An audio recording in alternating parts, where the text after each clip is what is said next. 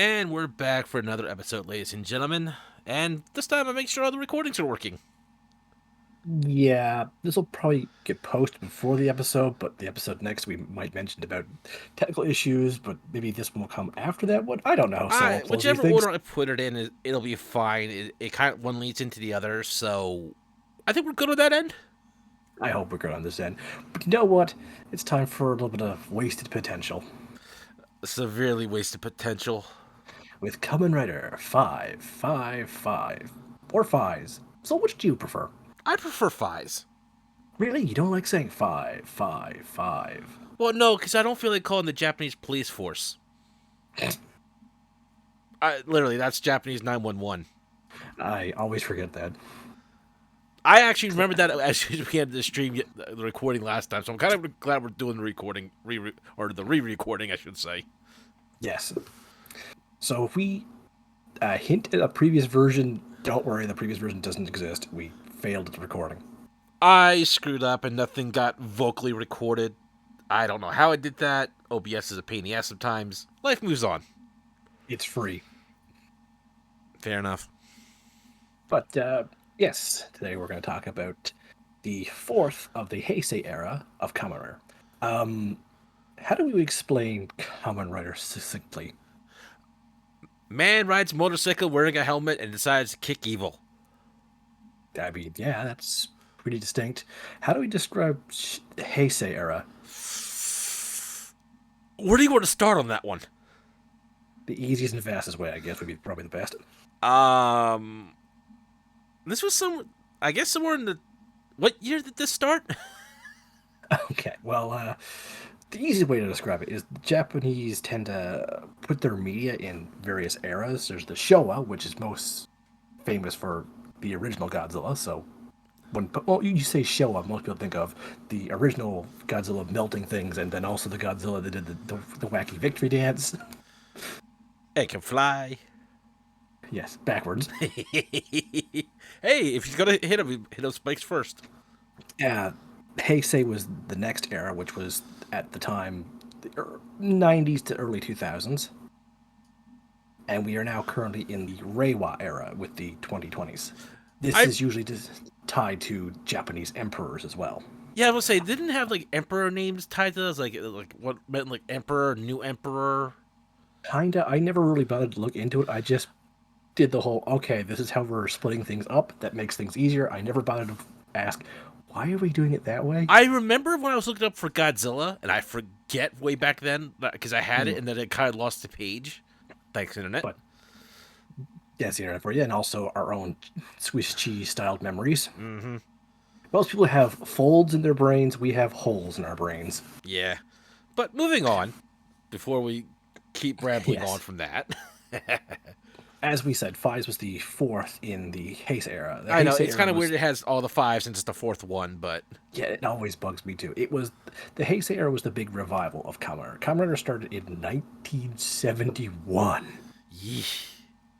and for the Showa era, it lasted a few.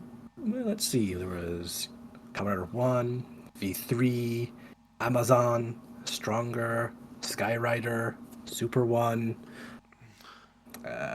X, Black RX, ZO, not ZO, ZO, I can't pronounce that one, J, and Shin. Those are not the correct orders. I'm pretty sure I got Counter X in the wrong spot there, but But that's off as top of my. And then there was Z Cross, and they stopped for almost 8 plus years, not coming back until 1999 with Kuga as a big revival. Kuga was a smashing success. They followed up with Akito, which was lukewarm. Then there was Ryuki, which was lukewarm. And we came to Fives, which was lukewarm. yeah, you might notice a pattern on that one. Fortunately, Uh, nowadays it's gotten a lot better, but it's remembered a bit more fondly, and the series that followed right after Fives, Belay, is beloved by many a fan and is said to be one of the big saviors. But Fives is, well, the downside to Kamen Rider and being a Kamen Rider fan is you're watching a toy commercial. yeah, this just Some of them, like even just looking at this image screams toy commercial. yeah, some of these sell the show very well, and some of them sell the toys very well, and some of them sell neither very well. Or both. You know what I'm trying to say. But Yeah. Faiz definitely feels toyetic at times. And honestly, the toys are the best part of this show, if you ask me, hands down. Yeah. I can't argue that. Hmm. But But there are some good moments to Faiz, and we will praise Faiz for its strengths. But it, oh boy, let's real quick, just before we get farther on, mhm. as you can see on the screen, it says Masked Rider. We have been saying Kamen Rider. For those of you who have, Kamen is Japanese for masked, mm-hmm, and not it's Kamen. Although you probably read the title when you clicked on the video, yeah, but Master Rider did attempt in the West. yeah. For those of you who might have been a fan of the original Mighty Morphin Power Rangers, you might remember that. Master Rider. Master Rider. There, that's pretty much the only good thing about Master Rider. It That stopped. no, the opening song was just that, and it sounded pretty badass. No, I'm just saying. The other good thing is that it eventually stopped trying to kill us. Well, it also tried to bring over Shadow Moon, which I forget how they did that, but just seeing him is still badass. But yeah, Master Rider in the West was trying to take what was already from the 80s into the 90s Kamen Rider Black RX. So, and yes, Black is the prequel to Black RX. So they took a sequel show and tried to Mighty Morphinize it into I Master Rider. forgot they And did RX. I thought they did the original. oh, they didn't do the original. They couldn't do the original. The original was a lot darker. That point. All right, let's Yeah. move on. Yes. So, for those of you who didn't know, and I didn't know this for a little bit, the gentleman on the left, That is Otoro Ishinomori, the king of comics. Well, not the king of comics, that's Kirby. The king of manga. The creator of Kamen Rider, the creator of Cyborg 007. oh, I forgot he did So many, Cyborg 007. so many. Kakaider, Sentai. That Basically, wasn't he, 007. basically he's Japanese Stan Lee in the sense of the Mm, man just never stopped coming up with good ideas. Beloved telling stories to entertain people of all ages, but especially children with most of his stuff. mm-hmm. And I have a Zelda comic he drew. Is that the one It's that from was the. in Nintendo Power? Yep. Okay, I thought so. He had a very unique art style, and I think it's wonderful. He sadly passed away a couple, well, many years ago now. Yeah. Right around the time DC was trying to get him in, at the time, equivalent Batman writer. You can tell by the Batman logo on his shirt. Mm-hmm. They were going to make a Batman versus Kamen Rider special, but unfortunately, Shotaro Ishinomori passed away, and Jerry Robinson, the at the time Batman writer, really didn't have the heart to continue on without him. It was going. Understandable. It was going to be to my understanding, a real collaboration between the West and the East. I Not mean, a like, lot of people, if you look up, I'm sure you can find what a lot of people call the Kamen Rider Batman. yeah, God, that's there's a been. mouthful. It is also. There's also a recurring enemy in Kamen called Batman. Because it's a man made into a bat or a bat turned into a. It's confusing. Don't also. Side note: Kamen Rider's two usual first enemies are spider themed and bat themed. I think Ishimori was a fan of Western comics. But as much as we can appreciate all this hard work and dedication for this, we should move on. Mm-hmm. Faiz was directed by a pretty prolific director of various Kamen franchises. More than we thought at the time, actually. I knew he did at least four, but he did. Let's see, 1, 2, 3, 4, 5, 6, 7, 8, 9, 10 different series, and was involved with two movies. Now, once again, I'd like to apologize for badly mispronouncing his name. Yes, this But is I'm gonna... Takano Nagashi? Nagashi. Yeah, that's yes. And we bring him up for a couple reasons. One, tragically, he passed away a few years ago. Mm-hmm. Two, to honor him, they made a they took a lot of his work for a Showa versus Heisei movie, and they made Faiz the main representative of his work. And Mm-hmm. that's also probably one of the best time Faiz is ever in things. Yeah, that was they really. Yeah, in my opinion, in that movie, it was a Kamen Rider Guy movie. Mm-hmm. They really Well, nailed what I felt was the true point of Kamen Rider Faiz's character. mm-hmm. And plus, plus, he also directed one of my all-time favorite Kamen Rider series, Kamen Rider Kabuto, for many, many episodes. So it's a shame he's gone. mm-hmm. Time marches forward, and we must deal with it. And as director, he also wrote some Kamen Rider series, or at least a few episodes. But Mm-hmm. I will say this: the direction is usually all right in Faiz, especially the camera direction is good in Faiz, Yeah, and the battle scenes. It's just the plot is our major problem with I Faiz. really don't know how. This is how I point it. The actual condensation of the episode is fine. Mm-hmm. When you get down to the nitty gritty, the small details, that is where I feel things start falling apart. Yeah, it's basically you start nitpicking and then you just can't stop. And when you start nitpicking it, and it's not like you have to do it really hard, unfortunately. No. It's kind of like one of those things it's kind of like one of those, like, you see a thread sticking out and you go to pull it out and you start unraveling the entire thing.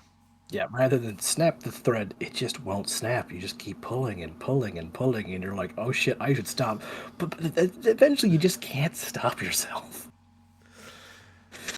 And we'll talk more details on that, but it's nothing that I can't honestly say. The suit actors, the actors themselves, I feel it like, honestly, what is salvageable in Faiz is largely thanks to the directing staff. the I directing think staff, I honestly feel that the actors are giving it their all for what they have. it basically reminds me a little bit of uh, Revenge of the Sith, where you've got really good actors Ah, and decent directing, but nothing can, no script, thus no one can save that script. yeah, but It's we'll not, be it's moving not, on. it's not that cheesy, really bad. Yeah, But let's talk about the actual let show me now. adjust the screen size real quick because I mean, Takami's got a handsome face. Like, he does have a very protagonist face. But this is our okay, main okay. character. This is Takami. Oh, Takumi Inune? In I know it means dog. Yeah, his name means dog, which has absolutely no whatsoever meanings behind whatsoever. But this is our main character who starts off the show wanting nothing to do with what's going on. Hmm. And there's something really telling on this picture about his future Yep. developments. I Yes, can't quite put my finger on it. he becomes the main user of the Kamen Rider 5 suit, which is just a classy suit design. It. I said this in the other episode. Mm. This is everything I want in a Kamen Rider suit when it first starts off. Mm-hmm. This It's is a sleek, wonderful it's base. simple, it works, and there's not too much going on with it. It looks like it can handle itself in most fights, Mm-hmm. which is basically what Faiz's whole point in the show is. It's the modular, the adaptable suit. Mm-hmm. Now, it's not But quite going adaptable, like it's got like a deep sea mode or a flight mode. Well, it kind of does, but that's a different point. save those for Kamen Rider X and Kamen Rider Skyrider. But one of But the that neat things about this is the way it glows. Mm-hmm. This thing is beautiful, especially if it does a night scene. Oh yeah, which whoever decided to do this behind the scenes before they even started filming, I want to shake their hand because these are some real beautiful scenes, and it inspires later counters to do some cool things. Honestly, I wish it and the later franchise Wasted Potential Ghost did more fights at night. Now, the only thing I gotta say is that I don't like the way the gloves aren't glowing with the lines, but I can excuse it because they have to be able to move these things. Yeah, no. And I can only imagine trying to punch with those, and if something goes wrong, it's going to be a hassle anyway. So I can excuse it. Like the only thing I could think of is using glow sticks, but those aren't really flexible. So So, like I said, it no. would look cool, but I'm willing to excuse it. So don't. Yeah, let's go back and to talk about him for a little bit, Okay. rather than just doodling Sorry, over I'm gushing his. over a suit. Sorry. That's fine. It's a fancy suit. But like I said, Takagi starts off the series not wanting anything to do with anything going on. He's just a vagabond. He's just a wanderer. Yep, he's first introduced just riding into town on his motorcycle. hmm He feels like bad luck tends to follow him. So And he tries to put on an air of, I don't care, keep your distance from me. it Not, feels more along the lines as like, unless it's directly my problem, I'm not getting involved. mm, Which even then, he still tries to take the simple route of just leaving. yeah. And that being said, though, he does have heroic traits from the start. He's not disingenuous. He's honestly just trying to find if there's an easier solution, he'll take it. Now, if that's for the better or worse, that's hard to say. Because in some situations, just walking away is the correct response. We don't mean like the easy situation where he's going around being the Punisher. No, easy situation where nobody gets hurt is what we mean. He takes the path of least resistance where everyone can walk away okay. Yes. If someone's about to fall off, he'll reach his hand out, or about to fall off a bridge or something. He'll reach his hand out to grab the guy. He's not heartless. He's not. He's got a sense of justice to him, but he also has. He's been hurt a lot, and he feels like he's a danger too. He was accused of stealing from a previous job, so rather than stay and defend himself, He just up and quit and left. yeah. Which I'm pretty sure is illegal, but I'm not sure about that for Japan.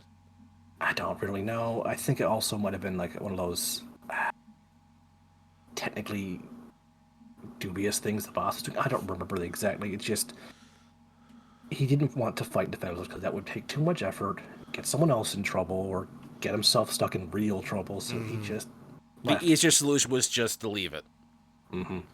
He also is a character responsible for two things. One, whenever he transforms, he does a neat little hand flick to show that he's ready to fight. And because of that, many Kamen Riders now have a little quirk they do after transforming, which I know there's a name for it because I looked it up way back when we first started this, which is back in like 2019. oh yeah, But I forget what's it called. It was stage something, but I can't remember the exact name of it. But whenever he does his hand flick, you know he's ready to actually throw down. yeah. But he also has a running gag, which a few other counters have to hint at things. He has nekutang. It's a Japanese expression when someone can't handle hot food and they end up spending 5 minutes blowing on the food before they eat it. Yeah. Kamen Rider characters will have like a weird food quirk, and I'd like to blame him for it. Hey, M. Yes? Would you like a donut? That was one I was going to mention. I was also going to mention, hey, you want to put mayonnaise on everything? Who was the mayonnaise? Beast. He put mayonnaise on everything. That's probably why I don't remember that one. I do mean everything. To the point where the donut shop in Wizard started making mayonnaise donuts because they thought it'd be trendy, and he still put mayonnaise on his mayonnaise donuts. God, he got along with Gintama. But moving on. Yeah. But yeah, Takagi is overall, I think, a pretty interesting main character. After He's also one of the few Kamen Riders that's more of a scrapper in a fight. yes, after Kuga, who was literally Mr. I can't do wrong, thumbs up to all goodness, and just generally the goodiest of good two shoes since the original Kamen Riders, and Akito's aloof, I have no idea what's going on, but I'm still gonna punch evil. He feels like a nice change of pace with a guy who's like, Yeah, it feels like the same change of pace that happened with from the last couple of Kamen Riders, from Zio to 01, and what we have with Geats now is the more self-assured hero. yeah, It's just every once in a while you just need a new change of pace. yeah, and I think, like overall, I have no complaints about Faiz's and Takami's character. I honestly think he's too good for the show. Here's the thing, and this is going to come up a lot of times when we discuss each character. Faiz? In Faiz, yes. A lot of the characters in Faiz series. A lot of our issues, it's not from the characters themselves. It's more of how they come up with their ideas for certain situations. Like, I honestly their motives are think never questioned because we no, I always honestly, see that they always mean well most of the time. I personally think a lot of these characters work really well. I just don't think they jive well together either with each other or with this story. Well, I think that's also part of, like I said, individually, their motives are easy to understand, and you understand how they got into the situations that they're in. Mhm. It almost feels organic in that way. The problem comes when they try to apply logic to anything, and we'll get to that in a few moments later. Yes. But each of the characters by themselves is usually pretty good. And that's why I say a lot of the problems is not the actors. It feels more like this is a script you're given, do what you can with it. Yeah. Now, Takami's also a character who shows up in a few crossovers with other Kamen Riders, and generally, he's a highlight. He's Yeah. never going to be like in my top 5 guys behind the suit in a Kamen Rider franchise, but he's definitely one along lines up where I see him, I go, okay, things are about to get good. Yeah, because even in the other movies, whenever he shows up, he's usually paired with another one of our favorites. And that's only because of his other suit. Actually, we'll talk about that in a minute because I got the Yeah, pictures in that order. So, sure. but one of his favorite weapons is the Faiz Edge. That's an odd handle to a sword. Well, it came from a motorcycle. Oh, yeah. I don't know where that sword hides in the motorcycle because it's either it's really flexible, it shrinks down, or magic. No, it's the same technology as whenever you buy a toy lightsaber. So magic, got it. Yeah. See the little symbol right there in the center? Well, not the center, but near the base of the blade? Mm-hmm. That's called a memory. That's actually from Faiz's henshin device, his Faiz belt. Could you go back to Faiz's suit for a second? Just one moment. Let me zoom in just a little bit. Faiz's belt is both a stroke of genius and a really dumb design, It's a flip phone. which I miss flip phones. I'm sorry, I just don't. I'm not a. If I lost my smartphone tomorrow, I would kind of be upset I couldn't watch YouTube at work, but I would be totally fine with it too. Okay. But anyway, his belt has equipment attached to it. The device on his right, which is your left for those viewing on the screen, is the Faiz pointer, which he uses for his finisher, the Faiz Smash, I believe it's. Yes, the Faiz Smash, Thank you. which That's just his rider looks kick, freaking amazing for a rider kick. which rider kick is usually the traditional finisher for a Kamen Rider. A lot of Usually times they just had the foot glow or some other effects. This one he almost Sometimes- practically drills into the guy. Yeah, I know. Also, I love how things explode. And this is they don't explode; they crumble. Most counter shows you get kicked, you get a fancy jump kick, you stumble for a second, and the monster explodes. But there's a reason why they crumble and light up blades. We'll get into that a few months later. But the belt itself, it gets knocked out a lot. Yeah. Faiz has 3 main riders. And those belts change hands a lot. Sometimes you need a spreadsheet to follow. Sometimes if you, I'm it's pretty bad in some episodes where you take like if you missed an episode, come back a week late, and you're like, "Who's this guy? Why is he wearing this belt? Where's Takami?" Yeah, it's to the point where me and Em are convinced that one of the riders' belts has changed more hands in this series the most compared to all other riders. And I mean just all the series. Yeah. Whether or not that's fully true or not, I couldn't say, but it's high up there. Yeah. Remember, we have not watched every Kamen Rider series, and even the Kamen Rider series we've watched, we don't watch religiously, so we kind of missing some information. Yeah. But regardless, this belt gets knocked off him, and he loses his transformation a lot. Mm-hmm. The only way you can really tell if it's Takami or not is if he does his hand flick. Yeah. If there's no hand flick, you can probably guess it's not Takami. Yeah, which would be really awkward if he's wearing someone else's belt, trying to disguise as them, and nope, he did the hand flick. Wait a minute, you're not that guy. Makes it really easy to tell who's in the fight suit, though. Yes, but yeah, he could take the little yellow part out, the memory, and he slots it into either the pointer on his right, or the camera on his left, or into his handle bike, the bike handle of his bike to get his finisher weapons. Yeah, it's the first version of Bluetooth. It really is. Now, And his phone also has 2 functions. One, it's kind of like a command unit for all of its accessories by putting codes in the dial pad, Hmm. which is why it's 555. He dials that in and puts it into the belt to transform. Yep. It also does work as a phone. And it's also a blaster. Yep. You can fold it out, and it has a little laser that comes out of the antenna. Remember when phones had antennas? Well, Oh God, do I remember that? I don't miss those. No, that's one of the few things I don't miss. No, no, because they're terrible. Yeah. Regardless, the voice they gave this belt is This is actually, I will say this one, in terms of belt and voice, this is my favorite. yeah, it's definitely high up in mine. And just the It's beeping noise it makes when you dial in, I don't know why the simplicity and just the right tone. I just love it. this is what we need by Faiz being a fantastic toy show. Mm-hmm.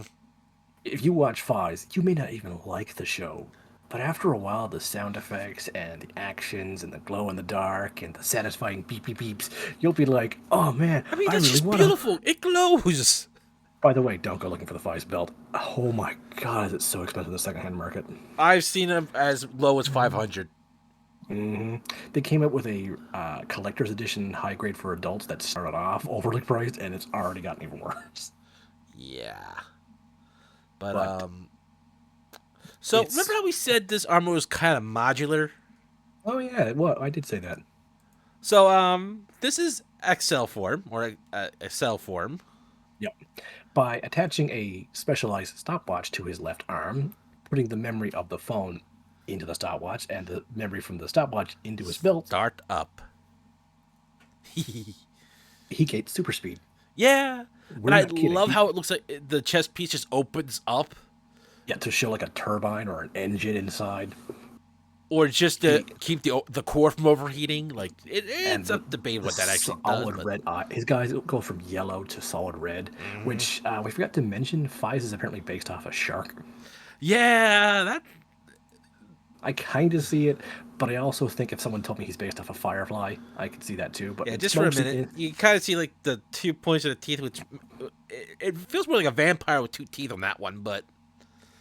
honestly, I see 5 fangs. 2 going down, 3 going up. You could tell me he's based off a jack-o'-lantern the way he glows in the dark, and I'd buy that too. Well, I mean, it's not hard. Yeah, as you can see, the chest actually does start to lift up and open. Mm-hmm. The Axel form is my personal favorite form for Faiz. It's just really dang cool. I'm still just a fan of the just regular Faiz, but all his forms I still find very nice. Plus, I'm a sucker for super speed. Faiz is the one that unlike a lot of the more shows nowadays, he only has 3 set forms. Whereas in other shows, where it really feels toy gimmicky, there's like 100. It feels like. Yeah, I mean, His main gimmick of toys is accessories: the watch, the belt, the punch camera, the pointer kick. yeah, the sword, and then his final transformation. But with all the other Kamen Riders, it always felt like it was more of the accessories of what goes into the belt. Now, Faiz has one other final form. Blaster. This is the form that's pretty much overall step over his standard form, but not as fast as his second. Yeah, he trades in speed for durability and long range capabilities. Yeah. Which, yeah, as you can tell, his phone's gone. Yep. He installed it into his Defies blaster itself, which It's kind of like a briefcase that opens up into a blaster or a sword. I couldn't find any it's- decent pictures of it, but it's a little like it's a briefcase shaped item that can then fold out, and you got a fucking bazooka. And then by hitting a special command, the bazooka turns into a beam sword. And the that size beam of a sword- city building. Yeah, the energy blade can be modular. It can be, oh hey, that's a decent sized sword. To oh shit, there goes the neighborhood. It's kind of fun to watch. Yeah, I personally like the additional armor to the blaster form, but the red body is what actually kind of makes me dislike it. I don't hate it. I still think this progression. I do feel there's a progression of power for Faiz's upgrades. It's just too much red, I think. Well, here's the reason why it's all red, in my opinion. And it's a very popular fan theory, and I think it's also explained there. If you look on his first form, you can bring up the picture, You notice the red lines going out throughout the suit? Yeah. That's a transfer. They use those as a. I forget what the material is called, but that's how it transfers power from him to points where he's going to do damage. Because you'll see a glow go down from here to his leg if he's doing his rider kick, to his Hmm. arm if he's doing the punch. Yep. The blaster form does so much energy at once. They had to expand it. They had to swap it to expand the lines, in my opinion. I understand it. I just don't Well, think I'm just saying that to the people watching. yeah, yeah. Yeah, I'm just saying it doesn't look Yeah. that aesthetically pleasing to me, but if that's the actual reason, it's ingenious. Mm-hmm. There's also one other thing about Faiz I do like that all of his forms contained. What's His that? fingertips have little Oh metal. yeah, I forgot about that. It I'm actually so just used looks to cool. seeing those, it doesn't even register to me. Mm. But I was showing this a few months ago. But I do like the jetpack. He folds over, turns into blasters. Yep, little shoulder mounted rockets. I like that. Like I said, he traded his speed in for long range capabilities, and even without the briefcase, he still has long range capabilities. Mm-hmm. And like we said, it's a jetpack. He can fly, which, sometimes super speed is nice, but sometimes flight is better. Yeah. I mean, how else will we get to the top of that building? I mean, he can run on walls with super speed. So, what is a Master Rider without a motorcycle? Drive. He only had a car. I'm sorry, it does not compute. Also, Black RX had a car. Still had a bike though. Yeah, but he also I was going to say he still had a bike too. Yeah. So The rider in Kamen usually refers to a motorbike. This is the Autovagen. Most of the bikes have names like Machine Tornado, Hard Boiler, Skull Boiler. I do like this one because it's a dirt bike. It really The- feels the- all round. Like you can Yes. take this thing anywhere. My favorite bike name is the Ride Vendor. Please assert coin.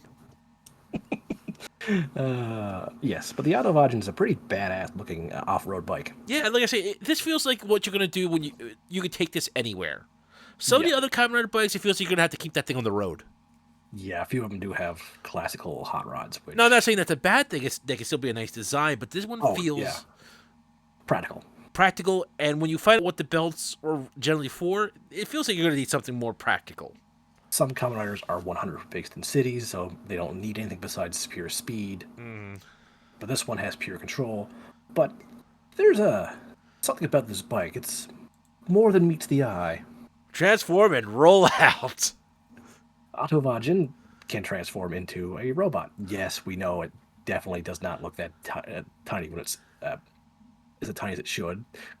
They couldn't. They obviously had to put a human into this. This is back before CGI could replace everything. So Yeah, to be fair though, we're also talking about a guy that can transform into a superhero, so give us a bit of leeway.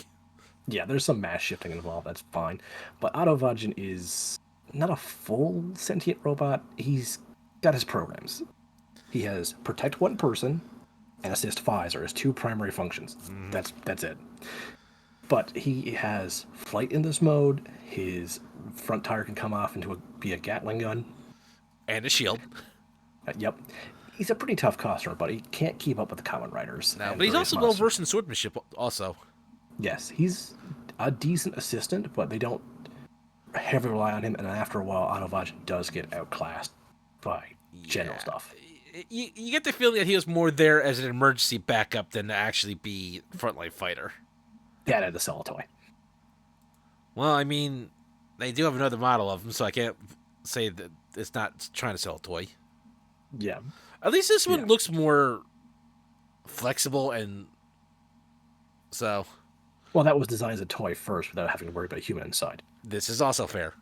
Yes. Now, as I mentioned a second ago, Counter does use a lot of CGI, but it's usually pretty tasteful with it. But you also have to remember that this is early 2000s and early 2000s TV budget for children. Yeah, CGI. this one when it was using the CGI, it really kind of There's stood some good out. there's some good use of it, but there are some bad. They know not to over rely on it. Yeah, this was one of the ones where it was starting to kind of go overboard, but Yes. pulled itself back at times too. So it was kind of a mishmash on that one to me. It definitely feels like there were two visual effects editors basically going, no, more. No, back. Well, I think that ties down more." to two different things. If you'll let me, I'll give the example of the Henshin to a Kamen Rider was always done well, in my opinion. Hmm. And then you got the. If I could just give me one moment. This coming out of a motorcycle. Yeah, and Two different ideas on crazy. that one. Yeah. Also, his flight sometimes looks pretty good. Other times, it looks badly green screened. Yeah. But Honestly, I for a think, TV budget, it wasn't that horrendous compared to some especially, I others. believe Kamen Rider has a pretty low budget in places actually too. Yeah, this did not have the greatest budget for it either, so. No, Kamen Rider tends to blow a lot of its budget on its actors, which I actually think is a better idea, especially if you get actors who can act. And ones that enjoy their role. Yes, and most people are honored to be even suggested to be a Kamen Rider in Japan. Mm-hmm. It's they treat Kamen Rider with a lot of respect in Japan since they've been around since the literal 70s. Children have grown up, and parents have let their children grow up. In fact, some people now are grandchildren being grown up on Kamen Rider with generations of. Yeah, just look up Kamen Rider Ichigo and look at his long history. Yeah, in fact, his grandson is now taking up the mantle. Nice. Yeah, he's the new Kamen Rider Ichigo for, I think, Shin Kamen Rider? Or is that Kamen Rider Shin? I forget. Regardless, he passed the torch on to his grandson. Oh, that would make such an awesome movie. Oh, I don't think it's going to be an awesome movie, but I just don't think the director's very good. Oh no, no, I'm just saying like just that idea alone. I'm just like Oh, do you, yeah, no, it's not like an in-universe handing it, it's in meta sense. no, no. He's, I just say like just picture an idea. oh, yeah, yeah, I would watch the crap out of Kamen Rider Ichigo and Kamen Rider Ichigo the Third. But Fighting Lupin the Third. Before we start gushing on that idea, Yes. um, We should continue on with the Yeah. cast of Faiz. because at some point I want to get really distracted. Yeah. So we mentioned that Takumi had some previous issues. He's an orphanok.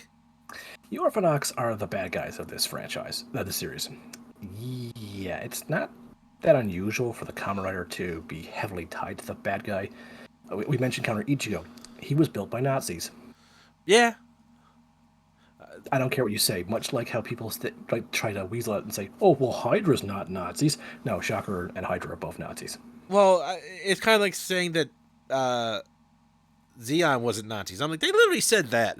Yeah, they literally said that. It's also like saying the Empire from Star Wars. I mean, are I not appreciate the honesty. I'll give them that. But you just said Yes. you're Nazis. or admitted you like them. Regardless, every new series, there's a new bad guy. The bad guys for this one are called Orphanoxes. They're kind of the mutants from X-Men, only slightly more interesting in my opinion. To become an orphanok, there's two ways. You're either born an orphanok and a tragedy ignites your orphanok DNA. Go figure that Usually one death. out. Or orphanok kills you by punching you through the heart, and you wake up days later an orphanok. Yep. The So either selection way- program sucks. Yeah. And also you turn into this homogenous gray body thing with a animal motif. It's this wolf. You can see the wolf. Okay, let's get this out of the way because this will come up a couple of times. The Orphanox, as a body design, are nice. You got that nice Yes, little helmet. You got the little flare for the suit. This one, if you look closely, has some fur on it, like a wolf's gray fur. He's clearly a gray wolf. Every Orphanox is gray. Yeah, like either like a whitish gray like Takumi here, or like a duller gray, I guess because of age or something like that, maybe. Or hospital wall beige. Yeah, there's not a lot of color with any of these guys. Yeah. And I'm not sure if that's to try and save money, because like I said, this is not high budget. Or if it's just that. Go ahead. They just wanted to make it homogenous. They wanted you to think that the Orphanox are all one new species, which I can appreciate the baddies looking similar in a franchise. Sometimes in Kamen Rider, the bad guys look nothing alike, and they're supposed to be very similar. The problem is with the few night scenes you have with this, sometimes it's harder to tell them apart. And if they're all standing too close to each other, sometimes they do start to blend together. Now, if they're standing next to each other and it's nicely lit, you can easily tell them apart. The suits are that Yes. distinct. They do have a little bit of tint to each suits as well, so it's not all they're not all the same eggshell white. You Yeah. might have eggshell white, a dark gray, and a But bluish there's gray. not that big of a color difference when you're looking at Hmm. them in a fast Yep. paced scene. Especially when they have a white background like we have to use, unfortunately. Yeah, I It hurts. It's not. It's but the thing is, when you look at the actual suit sculpts, yeah, I'm gonna zoom in oh on this one. So let's just get a close look at this guy real quick, yeah, oh boy, are because they? there is detail to this. Yep. Like you got the wolf And helmet. you have to remember these suits have to have fight scenes usually. Yeah, that's the other thing you got to really understand with that one. These suits have to be fought in, Hmm. but you have the wolf on top of the helmet. You have his eyes, which you can see. There's even a Lens there to yes, thank protect you. I them, cannot or think of the term. lens or a goggle or something Hmm. like that. The chest piece is very. It looks like armor. Yeah. Like that's one of the weird things here is like this is supposed to be like a humanoid evolution, but it's just feels like Yep. we decided to put armor on our evolutions. And you can also see smartly where the suit has gaps to let the actors move, Mm-hmm.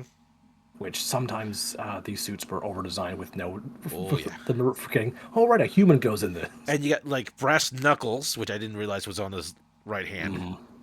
Little claws on the arm, on the wristbands. Spikes on the hips are pointless but cool, Mm-hmm. unless you're gonna hip check someone a lot. Yeah. Now the legs, you can only do so much where the feet are because they have to be able to stand in these things. Yep, and also, as they're often out filming in like dirt roads, or if you're in Sentai, gravel pits. But I'll give him points for that. It looks like he can extend the claws out, even though it's Yep, not a wolf thing. But it looks like the claws can come out and kind of slash with. So but you can points still there. see the practicality of the footwear underneath. Hmm. Because, so here, what, right in a gravel pit? Would you want to do that barefoot? I don't know. As long as the editor isn't drunk and cuts the fight scene off, All right, that was probably the first comment here. Bless we'll it though. probably talk about that someday, folks. Yeah. But it Overall, they're a good idea. It's just not executed the best. yeah, they're a good idea. It's just they're solid designs. It's just I would love to see a splash more color on them. Hmm. Like if the baby weakest Orphanoxes are gray with homogeneous colors, I'd be Like, cool with that. yeah, like this is how you tell the ones that are just freshly born. Hmm. And then later on, add on color. Yeah, as they grow and emerge and break off their shell. Because a lot of Yeah, Orthodox usually have multiple forms. the Yes. natural born usually have two forms. They have Oh God, I remember that. the standard and then the next step. The next step for Takami's, they CGI gave him wolf legs, as in Yeah, that just didn't look right. I don't like dog. that kind of thing unless it's done right. Well, they tried to film it from above, but then you have to remind people that he has wolf legs, and I'm sorry, backwards legs on a humanoid body don't look right in my opinion. And then you add on the fact that it's 2003 crappy CGI. Yeah, let's move on. Yeah, This bundle of joy he's your new best friend, is Masato Kusaka. the main user of the Kaiza or Kiksa belt. Yeah, He is, an asshole. yeah, he's a Now, manipulative asshole who is single-minded in his goal of destroying all Orphanoxes. that's not to say he doesn't have his good reasons. He was killed by an Orphanok. Doesn't know he has Orphanok DNA injected in him in order to use the belts. Yeah, that's right. In Mm, order to use any of these Kamen Rider belts, you have to have Orphanok DNA. yep. They don't know that at first, Now, but then when that's the hint that Takami is an Orphanox when they find yeah. that out. I would also like to point out, remember back in the Berserk episode where I said I think power comes with a price? Yes. Yeah, these belts kill you. I mean, your Orphanox power kill you. Yeah, so you got nothing to lose either way. Yeah. The belts were designed, in my opinion, to lessen the strain on Orphanoxes because they became drunk on power, and then they find out if you use your powers too much, you'll die. And they're like, well, I still want to be able to bully lesser humans. But then the belts still kill you, but it. Much slower. I think that's where the picking really starts. Yeah. I get the prototypes would be like, oh, hey, we haven't perfected this yet, but at least it's like, rather than in 10 transmissions you'll die, it's 1,000 transmissions you'll die. Yeah, but the three prototypes we get are the Faiz, Kaiser, and Delta. Yep. And then that we were just given the belts and we're just told they're made for this singular purpose, and then that's about it. Yeah. Now, our friend here is, like I said, he's focused only on destroying Orphanoxes. Mm-hmm. And if you're not with him on the whole Orphanox genocide, he will either hate you or try and manipulate you into his side. Yep. He's very fond of many underhanded things. He's posed as Takami a few times as Faiz to get shit done. Yeah, that's kind of the problem when your belt goes around. Hmm. And he's a manipulator. He will smooze people to get them on his side. Now, I think that's a brilliant idea for a antagonist hero Mm-hmm. or an evil protagonist. You know what I'm trying to say? He's not a good person, and He's the anti-hero. They don't paint him in a good light. They don't paint his way as the correct way because there are Orphanoxes that want nothing to do with this Orphanox conflict. But again, he's also human because of his experience in life. He is just that jaded. Yep. I mean, if I was killed and many of my classmates were killed by evil Orphanite monsters, I'd want revenge too. Yeah, he is focused on revenge rather than justice. And that's a very Shotaro Ishinomori writing style. Now, unfortunately, he does pass away, and his belt is given to somebody else. But we'll discuss that later Mm-hmm. because I forget who the final rider for him was. I do too. There's too many writers. His belt is. At minimum, these belts have changed hands at least 4 times. At most, it was 10 by my count. Yes, by my count, I believe it's also 10. I think that's the. And that's just the series alone. That's not counting movies, the manga, or anything else. That's just the series alone. Yeah, I think in one of the spin off novels, it got even worse. Yeah, I know that if you count like the manga and the novels and stuff like that, I think it goes up to like 13 to 14. Yeah, But it's a ridiculous amount of times. yeah. But the next belt is the one that got used the most. But we'll The discuss Kaiser- that in a moment there. Yeah. But the other thing is that he is part of a class from the Ryusei class. Yes. Yeah, the Ryusei school. And every single one of them that was in his class was injected with Orphac DNA by the one they call, I think, by their father parental figure, because they're all orphans. Yes. I know that much. Mm-hmm. And the reason he gave them Orphanac DNA was to make them able to fight the Orphanacs using the belts. Yep. Because, surprise, surprise, the evil organization had a traitor amongst them. I mean, it makes sense. So much for being called Smart Brain. Yeah, we didn't discuss that, did we? Yeah. The Orphanaxes have this weird corporation called Smart Brain, which is a tech giant. So they went with both the tech company taking over the world and evolving monsters taking over the world, combined the two ideas together.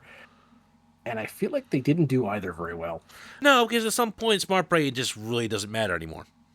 No. But I think by like halfway through, Smart Brain just got dropped off the face of the earth. It felt like sometimes.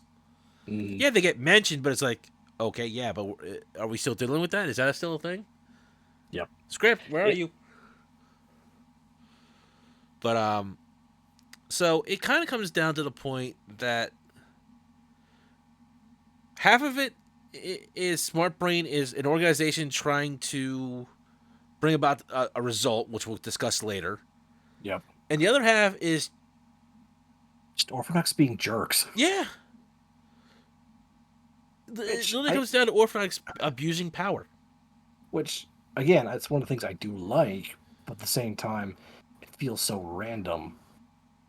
And it feels like there's so few Orphanax that either A, want to be left alone or B, or do the right thing. And like I feel like the numbers are a little skewed in that one.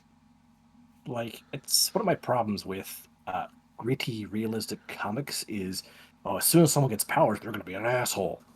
I don't believe that. I'm jaded as all hell. I'm pretty sure I would do some nasty things if I got superpowers. But I still think I would try to do a lot of more good with them. I can agree with that. I mean, I'm not saying anybody would be a perfect superhero like Superman or something like that, the Boy Scout wonder. Yeah.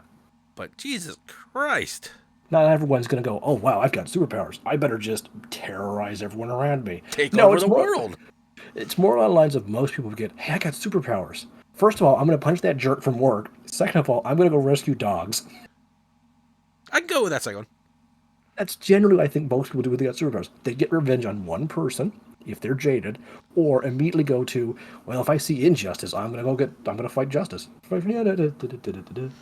So yeah, so it's not like he's not without his reasons for the way he Yeah, is. I But at the like I same said, time, there's something about adversity that brings out the real you. I can't remember how the saying went, mm, but the adversity I don't think really changed him. More so brought out his true self. it brought out the worst in him Yeah. because all he focuses on is the worst that's happened to him. Mm-hmm. He's very, very selfish, Oh god, yeah. which makes him an interesting foil to a guy like Takumi, who is, I just want to be left alone. I don't want to bother anyone. I don't want anyone to bother me. I just want to live my life as best I can. Mm-hmm. And here's this guy who shows up and basically like, no, we're gonna go start a genocide. I mean, he doesn't say it like that, but Essentially, that's what they're really, doing. I mean, or that's what really, if he's he, doing, I should say. yeah, really, if Orphanoxes were considered sentient species, which they're not, they're a hidden species no one knows about. That's another one of my pet peeves: is how does nobody really know they're going around? Well, we'll discuss that in another moment. Yep, But let's talk about his suit. this is the worst suit of the series, Eh, and that's 95%. I don't like the color yellow, and his yellow hurts my eyes a bit. yeah, that's fair enough. I I do do like like that he's the one with this sword thingy, right? Yeah, his on his right hip is a big X that can have a blade pop out of it, or it can fire a gun. It's also how he does his rider kick. It's a little bit on the awkward side. The weapon looks really cumbersome and stupid, so that's the other 5% reason why I don't like the suit. Yeah, he's got the best and worst weapon in my opinion. Mm-hmm. Like he's always got a sword and blaster on him at his side. His phone can do everything that the Faiz phone can do, and Because he's of the also punch. got the puncher camera, Yep, the smasher, yep. But I and do like the shoulder pads. I'm you a can sucker clearly for. tell this is in the same design line as Faiz. Yeah, it definitely feels like Fives came first. This one came second. Mm-hmm. And you get the idea that there's two lines and might be able to process more power. Mm-hmm. Um, Or it's grounded better. yeah, that could be good too. His phone doesn't flip open; it twists open. It's dumb. Oh yeah, I forgot it did that. It's dumb. That's why you forgot it, because it doesn't make any goddamn sense. Yeah, I didn't design You the thought, damn thing. no. I just feel like it twists open just for the sake of being different. Like they want you to buy the second toy, but they don't want it to be too similar because they'll be accused of reusing the same mold. But it just looks stupid. Yeah, well, I like it. I'll take the idea over to the next one, but we'll discuss why in a moment. Mm. But overall, it does feel like the second suit. It is not modular though. It No. is a bit stronger, a bit faster than base Fives, but it can't upgrade. It doesn't have a super speed Yeah. form because a jerk like this would have been addicted to super speed.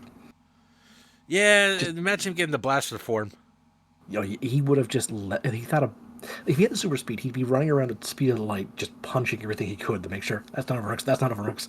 And if he had the blaster form, and he heard, "Hey, there's an Orphanox in that building," okay, laser bazooka shot. What building? Yeah. Like, I don't think he'd go full homicidal maniac, but I think he could have gone full homicidal maniac. Mm-hmm. And like every other Kamen Rider, he's got a bike. And like Sol likes to point out, it's one of the few with a sidecar, which, yeah, more rider bikes need a sidecar. I think sidecars are actually kind of cool. Well, I just I like don't they think. actually used that because just when scenes where Fives rides in the sidecar, he actually uses his blaster while the other guy drives. Yeah, Like they actually as far use as this intelligently. like I think it's kind of cool to be on a bike, but I've always felt the idea of sitting behind someone holding on to dear life is not really cool looking. It looks like it'll cause more issues to the driver, and I'm now imagining if that driver is having to drive into a firefight. No, having a sidecar just makes sense. It's a gunner. Then again, I've also, whenever I see a sidecar, I always think of Metal Gear Solid 3. Versus, and I loved versus the Shackle I'm sorry, I'm just going to say this. The Shackle is way cooler than any Metal Gear. Now this one is also a transformer. It's dumb. It's a GoBot. Yeah. If Autobot isn't Autobot, this is a GoBot. I mean, I I forgot give what him props for being more ranged, which might be a good idea, but yeah, the turbines now fire missiles. Well, the exhaust or whatever you want to call them. But it looks so dumb. At least it incorporates the sidecar. yeah, at least he used the whole thing. And as It just badly looks as so. CGI'd, at least it doesn't look like a terrible humanoid CGI thing. Yeah. Also, he looks ridiculous on top of it, driving it still. Yeah, that was the whole thing. Because this one's not a robot, and it's not independent, I don't think. I Can't think remember it is, calling but it. I think it's less intelligent than I can't remember any scene where Faiz. he's not on there, but I could be completely wrong because it's been a while since I've seen this thing because it's so dumb I tend to be like, I'm going to try and forget you. You know what this thing makes me think of? Hmm. Remember RoboCop, the Ed 209? Oh my god, yeah. So all the orphan needs to do to get away is go up a flight of stairs. Yeah, or down them, depending on how you want to go about it. Yeah. And just No, watch no, this no, no, no. If you go down, it might tumble down after you. point. But then once it hits the bottom of the stairs, just look at it as it squeals. Why did we program this thing to squeal? Now, do you remember one of us opened a manhole on the way, though? But Is that RoboCop 2 that did the manhole joke? I don't remember. All I remember is that the Ed 209 is a stupid thing. Yes. So this is Ed 209's Japanese cousin. Works for me. See, it's even got labels on the side so you can call out the number too. You can see the Smart Brain logo on the foot, too. Who designed this shit? And why did you call yourself Smart Brain with this idiocy? The name of Smart Brain was always cracking me up. We need to make sure that we're selling intelligently designed stuff. And we thought very hard on our designs. You guys come up with a name for our company. I'm going to go get lunch. Does Smart Brain work for you guys? Yeah, Smart Brain works for us. All right, let's also go get lunch. But let's move on. This young lad is They made Sayuji yes, Mihira. he's the main user of the third belt. And that's the all we Delta remember. part. Let's move on. Yeah, he's not a very. The Delta suit gets tossed around so much. It wins most used suit. It is the most used suit, or at least high ranked up there for all Kamen Rider series, as far as I could tell you. Takumi uses the Delta suit for a while. I think the only person who doesn't use the Delta suit was the last guy. Yes, I think he's the only one that didn't use the Delta I think suit. so. I don't see him on the list, Because the Delta suit was brought in by another classmate, got to him, and then it just became a mess from there. Yep. Like, I'm pretty sure almost every. Not to sound too disgusting, but that suit got around with a lot more than some women. Because, Alrighty then, moving on. but He's what most people refer to as the primary user of this suit. now what I do remember is that he is generally he does want to try and get rid of the Orphanox, but he's Yeah. not as crazy about it as the other guy. He's He at least comes willing across- to try and see the light. He comes across along the lines of, yeah, the orphan screwed my life over, but I'm not going to make that in my entire goddamn life. Yeah, he's the guy that once it's all over, he'll be able to move on. Yep. The other guy is like, once it's over, he'll probably just find another target. Yeah, he's the kind of person his revenge will never be stated. But Actually, show off a Delta suit. yeah. There we go. Now this one, the only complaint I have about this one is the henshin device is also the weapon. I don't mind that. I don't But- mind it. I'm just not a big fan of that concept. That's fair. He doesn't have a phone. His is actual gun. He plugs the handle of the gun into the gun after speaking into the handle, henshin, which is Japanese for transformation, which is what they refer to as henshin heroes. After he's saying it into the handle, plug the handle into the gun, the belt then expands the suit around him like everyone else. And I freaking love the Delta suit. Now the overall design, I'm fine with. It's once again, it feels like you can tell the similarities between this and the other two suits. Personally, I feel if someone told me the Delta was the prototype, I'd buy that. Yeah, this definitely has that sort of older design to it compared to the other two. With the ornate shoulders is what it is. That might. But overall, I do like how they gave Faiz yellow, Kaiser blue, and him orange eyes. Now, The only reason I don't like having your weapon and your henshin device at the same one is, what if you're disarmed? Various shows will give you an answer to that. Fair enough. But it's still concerned on my end, so. And considering how easy these belts come off, I don't care where your engine device is, it's coming off this series if you get punched hard enough. Once again, fair point. In other shows, sometimes they'll fall off and then return to the person's hand almost instantaneously. Other times they just kind of Optimus truck the truck he's pulling behind this mirror universe thing, Ah. where it just disappears and he only has it when he needs it, without any explanation. That's Magic. the one that bugs. That's the one that bugs me. You know what else strikes me as kind of different on this suit? Hmm. Give me just 1 second. Sure. Is this ornament chest design right here? That's what really also pulls me towards prototype. Like, they haven't fully covered everything with it yet. Yeah, but it's like, It looks like circuitry to me. yeah, I thought it was some sort of intricate design was farther closer, but when I got closer to it, it looks like a circuit board of some type. It's also in his forehead. Yeah. Hey, he's got a piece of the Triforce in there. Um, It's the upside down Triforce. oh, you mean the Quad Force? Yes. I hate that theory. Regardless, they did manage to make the three suits look like a series of progression. Either Delta came first and then they moved along, or Delta's the third one. Regardless, these suits do stand really cool next to each other. Like, they fit next to Yeah, each other. you can tell that they're in the same family line. Yeah. Now, whether or not they were meant to be an assembly line, or they're different models, or what other explanation there is for that, because there is really not much of one beyond that. Mm-mm. They definitely feel like, it almost feel like these parts can be interswappable too. Yeah. So, Which they can use each other's weapons. Delta has the memory in his chest, in the middle of his belt, like how Kaiser had his on his phone, and Faiz has his phone. I'm trying to remember, did Delta ever kick anybody? Yes. He shoots the gun first and then jumps into the energy. That's right, okay. Yeah. So, and he has the jet slinger. I like it. A little cumbersome for my taste, but it's not terrible. It's designed to go fast. It's also a hover vehicle, so I'll give props for that one. Yeah, the wheels will rotate on their axle and fire energy down for the whole classic hover car thing. That And spin around in a bigger circle. It's kind of weird. Yeah. It also doesn't transform, but it does... blow you up good. Yeah. Who needs a robot when you just have extra missiles? Yeah, I can't argue the firepower of this one.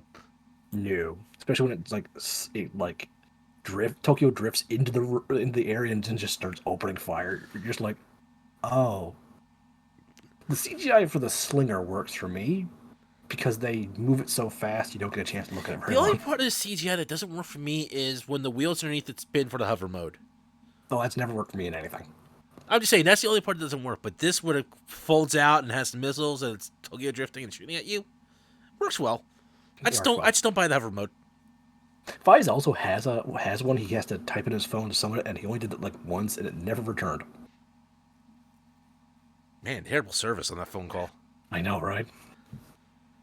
But I will say this one, it well designed. It goes fashionably with Delta. Yeah, it's clearly designed for Delta, which I like that. Giving the three of them their own unique weapons like that was a good idea. And also, it beat the crap out of that Gecko Ghost Head. Oh God, please never bring that up again. The Ghost Gecko Head. I hate you. Jesus Christ, shut up! That's an example of a bad sound for a toy. Oh my God. You wouldn't have bought that if it just made that noise. I swear to God, if I found anybody that had that, I would have smacked him back in the head and broke it on principle. Yep. Anyway, let's continue Faiz before we get lost and rambles about other characters from shows that aren't This here. is Every Mari writer Sonoda? Yeah. Sonata? Yeah, every writer show tends to have a main female character that is almost there just to get damsel distress. We're And actually introduced to her first, I believe, yes, because she is the one that's carrying around with her the Faiz belt. hmm Now, for whatever reason, much like her classmates, she was resurrected, but her Orphanite DNA did not activate, so she cannot use any of the belts. yeah. It kind of just says it fails to transform and just pops right off her. Why that is, who can say? There's no explanation on that end. Yes.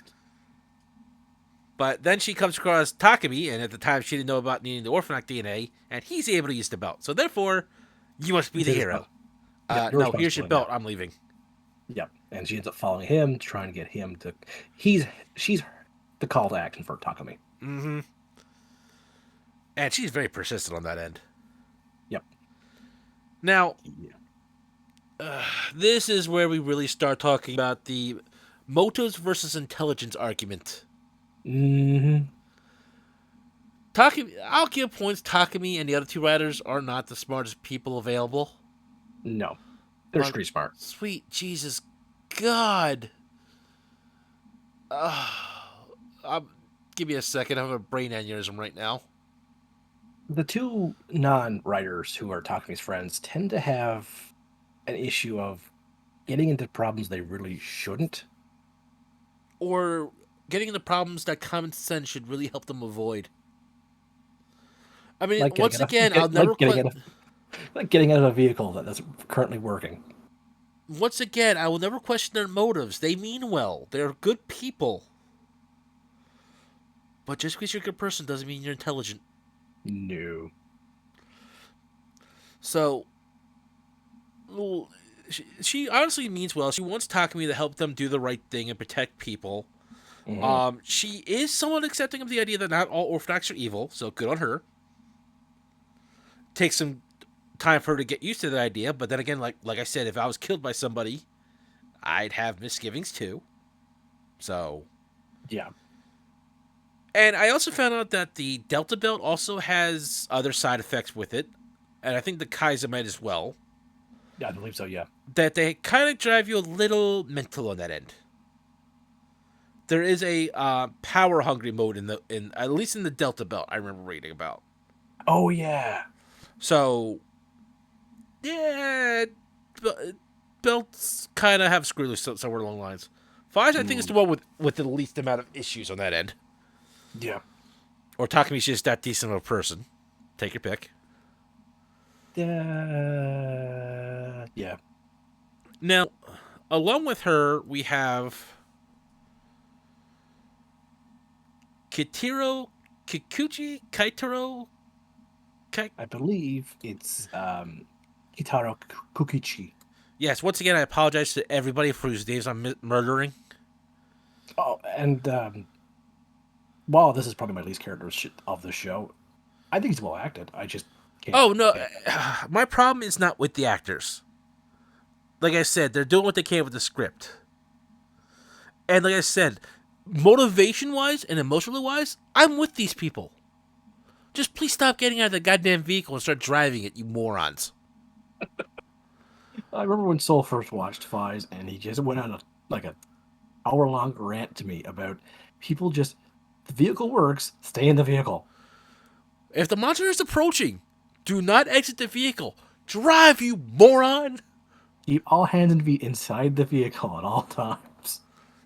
Like, why would you have a child in your vehicle? Would you get out, waste the time pulling the child out of the car, and run when you have a car you could drive?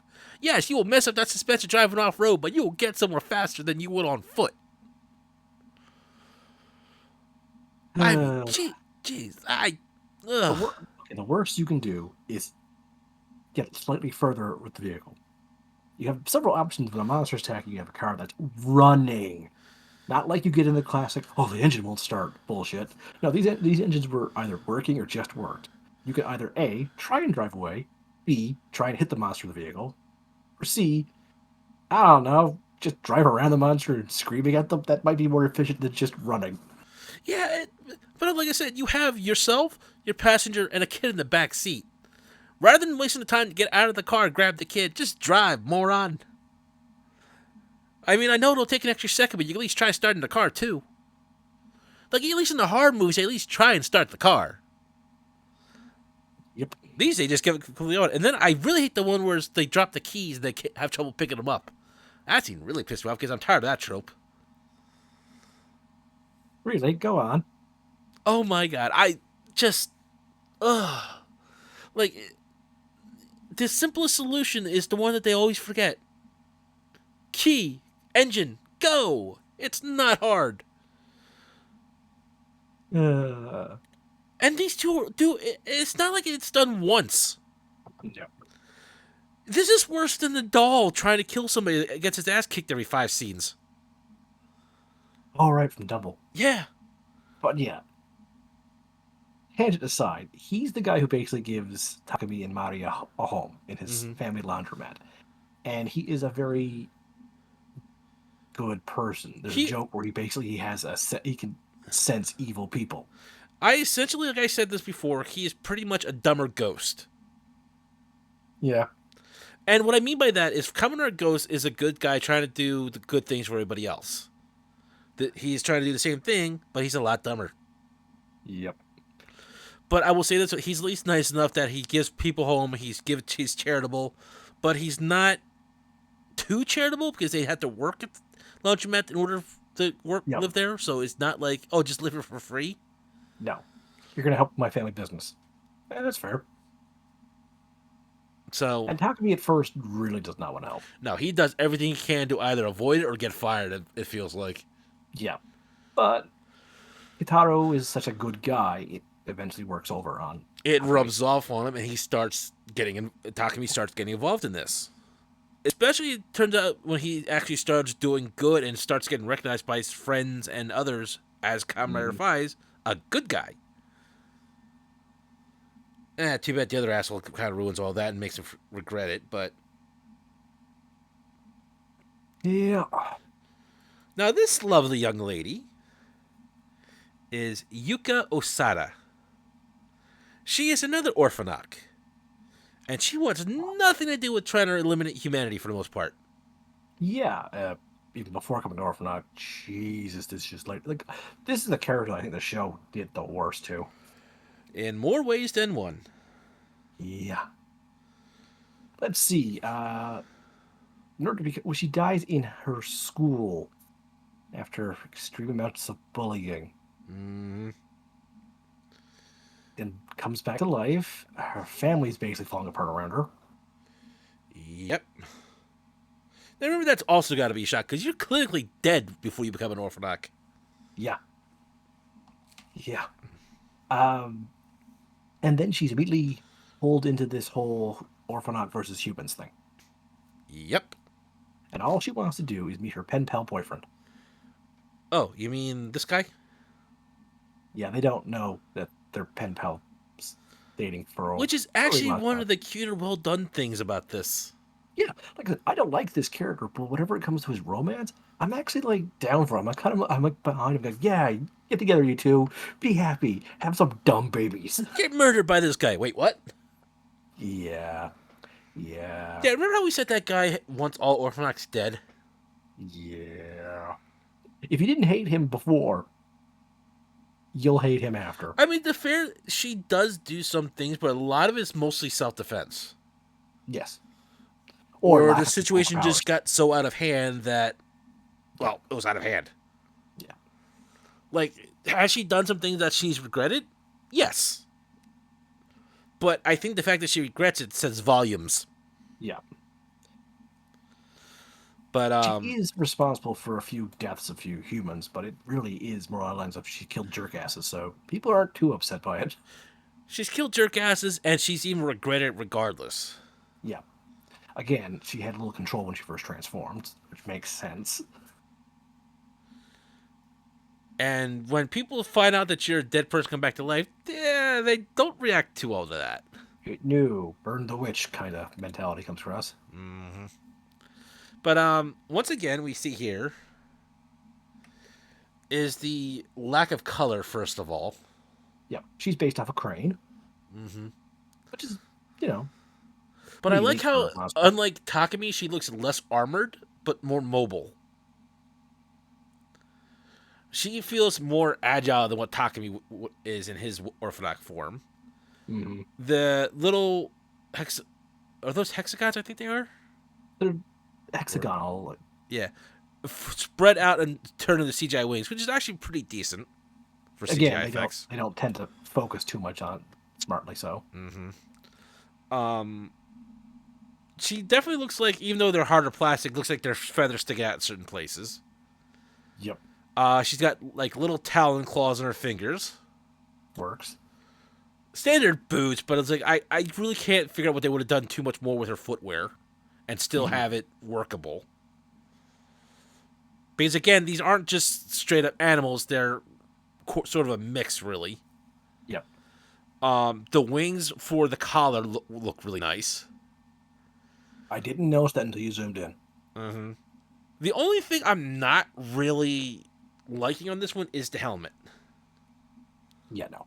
I Like, get it. It's supposed to be a crane resting on her head. but the way it It'll looks, work. it just really doesn't. It is better though than the crane sitting on her head with its wings sprayed out on top, so she'd have wings on top of her head. Yeah, I think the collar looks best for that. Yes, if it just had the crane's head and acted as if those were its wings, I think that would work better. Yeah, but I mean, overall, it's not that bad, and it's one of the better ones. Yeah, but again, put it next to Hakumi's, and it starts to get really hard to tell them apart in some places. Especially in some of the night scenes. Yeah, if it's not well lit or well shot, you can't tell when one begins, one ends. Now, the other thing is like she is pretty much hunted down, and destroyed by the military. They somehow got involved in this one. Yeah. And it's heart wrenching because she really did not want anything to do with this human Orphanok war. No. She would have been happy just to go with Coochie. and just be the two of them. Yep. I mean, I don't think she would help Faiz fight Orphanox, but I don't think she would have stopped him from protecting people. So it's like, No, she's just wanted her own life. She didn't want anyone to needlessly suffer. mm-hmm. So it's heart wrenching, and I think they left off where she sent him a text message and they never met up again because she was killed. Mm-hmm. But let's move on to this guy because there's a couple of things to say here. Unlike uh what's his name? This guy, Kusika. Yes. This guy kind of starts off as a villain, Kinda, yeah. but he's a villain with a conscience, which is kind of Yeah. He's very much he plays whoever is winning. I want to be on their side to survive. mm-hmm.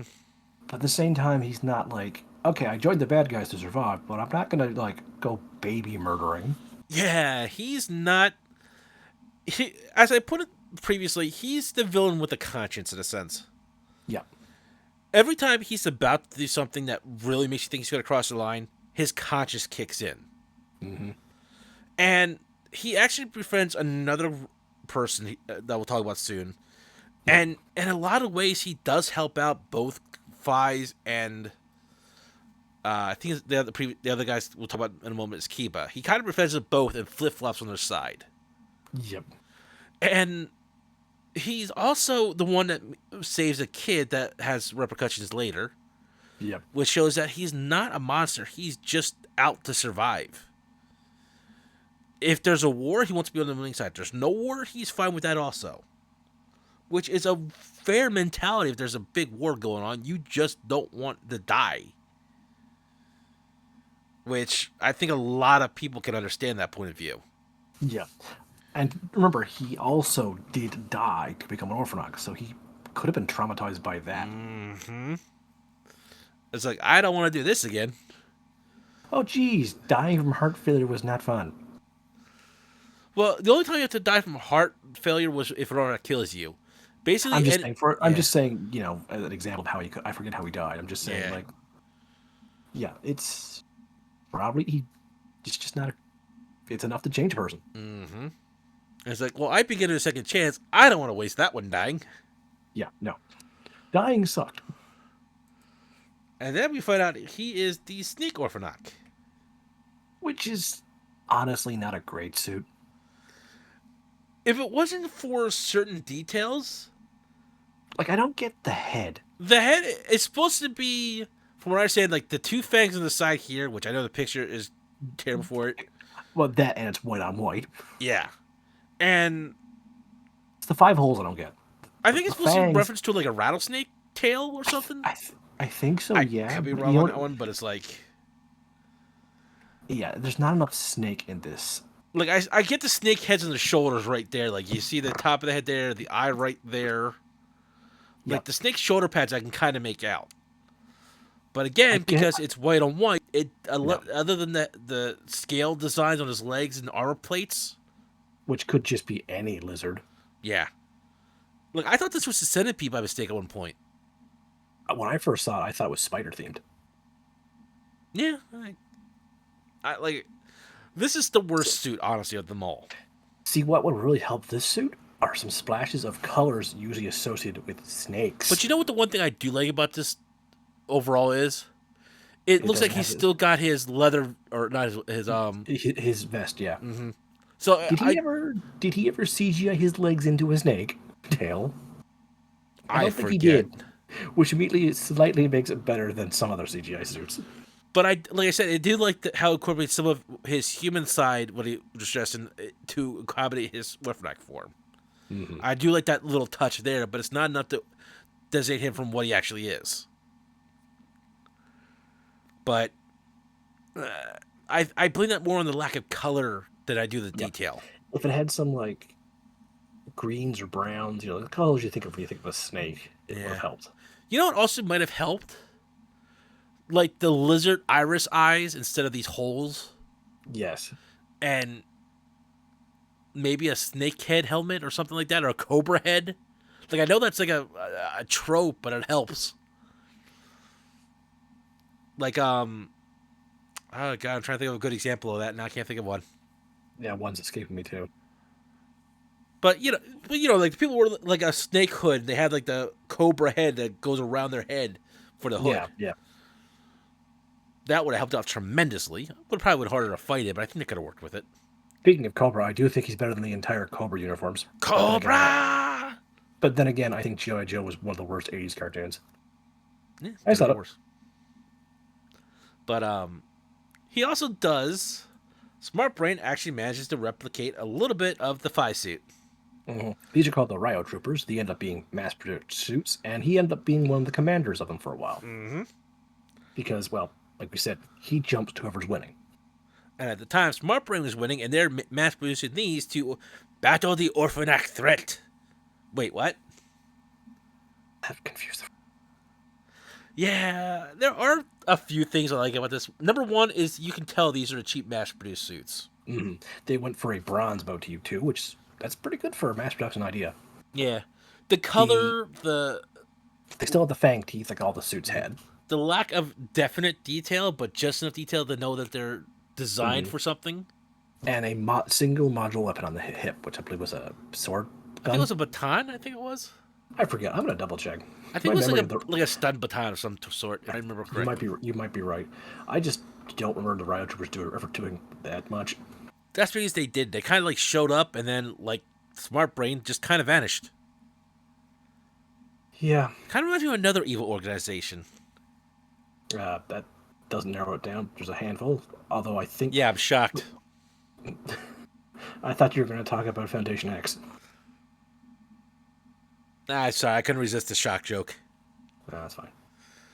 But yeah, it's a tiny little knife that's called the Axle Layer Gun. It has a gun. It has a gun in a sword form. Okay, I might be thinking of something else for the stun baton motif, but I think it has electricity. No, regardless, these guys' main strength is their strength in numbers, because this was not a hard. They produced a couple of these to try and work with numbers rather than efficiency. Yeah. Which, typical. It's not a bad idea. I mean, from what I know, is that it didn't have the effect of killing you if you had Orphanak DNA. Which is good. Yeah. But It'd also be really good for security purposes. It's just a generally good idea, and I think it's a cool suit design. I would love to have like 4 or 5 to army build with. I do like the chest piece. It makes you feel like a security guard. Yeah, honestly, they would look really good standing in front of one of the characters we're going to talk about in a minute. Yeah, Well, not characters, it's suits we're going to talk about in a minute. but the other thing I like about the bronze is it's a solid metal, but it's the lower tier color for like a reward. So like this is your Yeah, third place position. like Faiz's main color of armor is silver or steel-ish, so it obviously differentiates makes him looking higher on the tier list. Mm-hmm. Like we've all played a JRPG where you start off with bronze weapons, Yeah, but but there's a reason why we use bronze weapons for so dang long. because It's a if they're good solid. yeah, because if they're taken care of, it's a solid metal. Yeah, But I do kind of like the ankle protection they try and provide. yeah. Um, And plus, like all the suits so far have had nice knee pads, which yeah, honestly, knee pads are such an underrated part of equipment. yeah. And like I said, it's a simple design. It gives you a full view of when you're looking out with thanks to the The mono eye, yeah. Yes, thank you. You know what would have been really cool to use these things for? What's that? A lot more things. Yeah, Like, imagine if at one point Takumi had to be on the run from them because he lost a belt. Have an episode of just these mono-eyed guys just showing up everywhere. yeah. I think the worst that happens is he fights them as Faiz or in his Orphanak form, and You it know, doesn't go well for them. no. They could have been like, have an episode where they're just a legitimate threat, but as soon as he has the Faiz suit, they're like, oh, hey, they're nothing to me now. But I will say this one, like I said, he is. I guess I wouldn't call him a villain, but He's basically kind of the antithesis to Kaiser, in my opinion. yeah, Which is Kaiser my didn't care if he died as long as he took out all the Orphanacs. mm-hmm. This guy just wants to live and not die, which, like we said before, is not a hard concept to understand. Mm-hmm. Now, moving on. Just a So, normal little boy. Nothing weird about that. I forgot this kid's name, and I don't have it listed here. Oh, the child's name? Give me 1 second. We meet this. He is saved by Kaido from an overhead attack, and Kaido kind of looks after him a little bit. He kind of pops up from time to time, and for a child to pop up in a show that many times, something's going on. Yeah, Toru Suzuki. Thank you. Mm-hmm. Most often in Kamen Rider, there's not very often reoccurring children characters, unless they're like part of the Showa era where they had various junior rider clubs. Or they're like one of the family members of the Kamen Riders, because I do know one showed up in Saber a lot. Mm-hmm. Generally, they're like a one-off character, like, oh hey, this episode's about saving a little kid, or hey, the little kid comes to you asking save my dad or save my mom, or I've got a problem. They're usually either the focus of an episode or just a side character that shows up once, maybe twice as a cameo character. This one shows up somewhere around episode 30, I want to say. And then he keeps showing up every now and then. And those dead eyes alone aren't creepy enough. It's when a Also, shadow starts eating people. I'll say this much: the kid acts it very well. Oh yeah, the kid was a fine actor. The problem is everything around the kid kind of is head scratching. Yeah, especially when a shadow starts eating people. Because inside this kid in his subconscious is the Arc Orphanak, or the Orphanak King. Now, the Orphanak King and Toru are two separate beings. The kid don't know about this guy. Yeah, this guy's kind of like slowly eating away at the kid, I guess. And eating any Orphanax comes too close. For you see, Orphanaxes are born with unstable DNA, and they will crumble. But the Orphanax King, according to legend, will save us all by reducing our DNA crumbling to dust itself. We will be immortal. We will lose the ability to turn human, but we will be Orphanax forever. Sir, the Orphanak King is eating us. Oh. Well, that's to be expected. I mean, he needs some sort of power source. Sir, where did you hear that legend? I pulled it out of my ass. Yeah, that's one of the things that's weird about this one. Yeah, there are legends about Orphanax King. How long have Orphanox been a thing in this world? Now, it's kind of suggested that a random Orphanoch it has been seen throughout history, like one or two, like kind of where legends come from, like I guess like a siren or something like that, or a mermaid. Kind of makes some sense. Yep. But for the Orphanoch King, huge legend, you think they would put somewhere, I don't know, maybe on the side as a side note. Warning: must eat Orphanochs to gain full power to save our asses. Yeah. Yeah. Because It's nowhere did the villains mention this until it actually starts eating them left and right. Now that being said, though, he's definitely the best design Orphanox. Yeah. And he's this actually side note, this was actually gonna be Takami's Orphanach form before it got I did switched to not. a wolf. I did not know that. I can see that because see, Kamen Rider One is based off a grasshopper. Mm-hmm. This is based on the grasshopper. Yes, they were gonna use that motif, but they got switched. I forget what the reason was, but I do remember reading that this was gonna be his form, but they decided to Mm. use it for the Orphanach King, which I kind of like the idea better. Yeah, I like the idea. Kamen Rider loves to reference itself a lot, but they're also not afraid to reference themselves and twist it on its head. The grasshopper is a very common motif for heroic Kamen Riders. I think the first three are grasshopper themed. And I will 01 is grasshopper themed. I will say this: I'm also a sucker for a good scarf or muffler. Yeah, me too. And they decided, let's make the grasshopper this time the big bad, and it works. Like the fights with the Orphanite King are good. Yeah, too bad. The only real thing the Orphanax seems to want to care about is creating powerful Orphanax and eating them. Yeah, Like literally, there's no real motive behind him. he's not a king. He's just destructive. He's a plot device, unfortunately. Yeah, he's a plot device. He's a walking plot cul-de-sac, in my opinion. Yeah, There's, it could have been interesting, like if the Orphanox were, I don't know, not a evolved species of humans, but a mingled species. Like they're thousands of years old. They bred with humans to survive, and the Orphanite King will purge the human DNA from us, and then he was behind the scenes controlling things. Would have been interesting. Or if they tried to create him with a ritual, they screwed up because there's too much human or not enough human in him, and then he just starts eating them to perfect himself. Interesting. If it did more with them rather than just have him show up near the end. yeah. You see, the Orphanite King. Remember, I mentioned that little string you start pulling and it makes unraveling. Yeah. It starts with him. It really starts with him. Like I said, the whole legend at a pulled the legend feels like it's pulled up someone's ass. I mean, it's not a bad legend per se. No, I like, but I want to know when you hear of an ancient legend of the Orphanite King, it immediately makes you think, oh, so the Orphanacs have been around for a long time? But they act like they're a brand new human evolution offshoot. Like, they can't be that old then.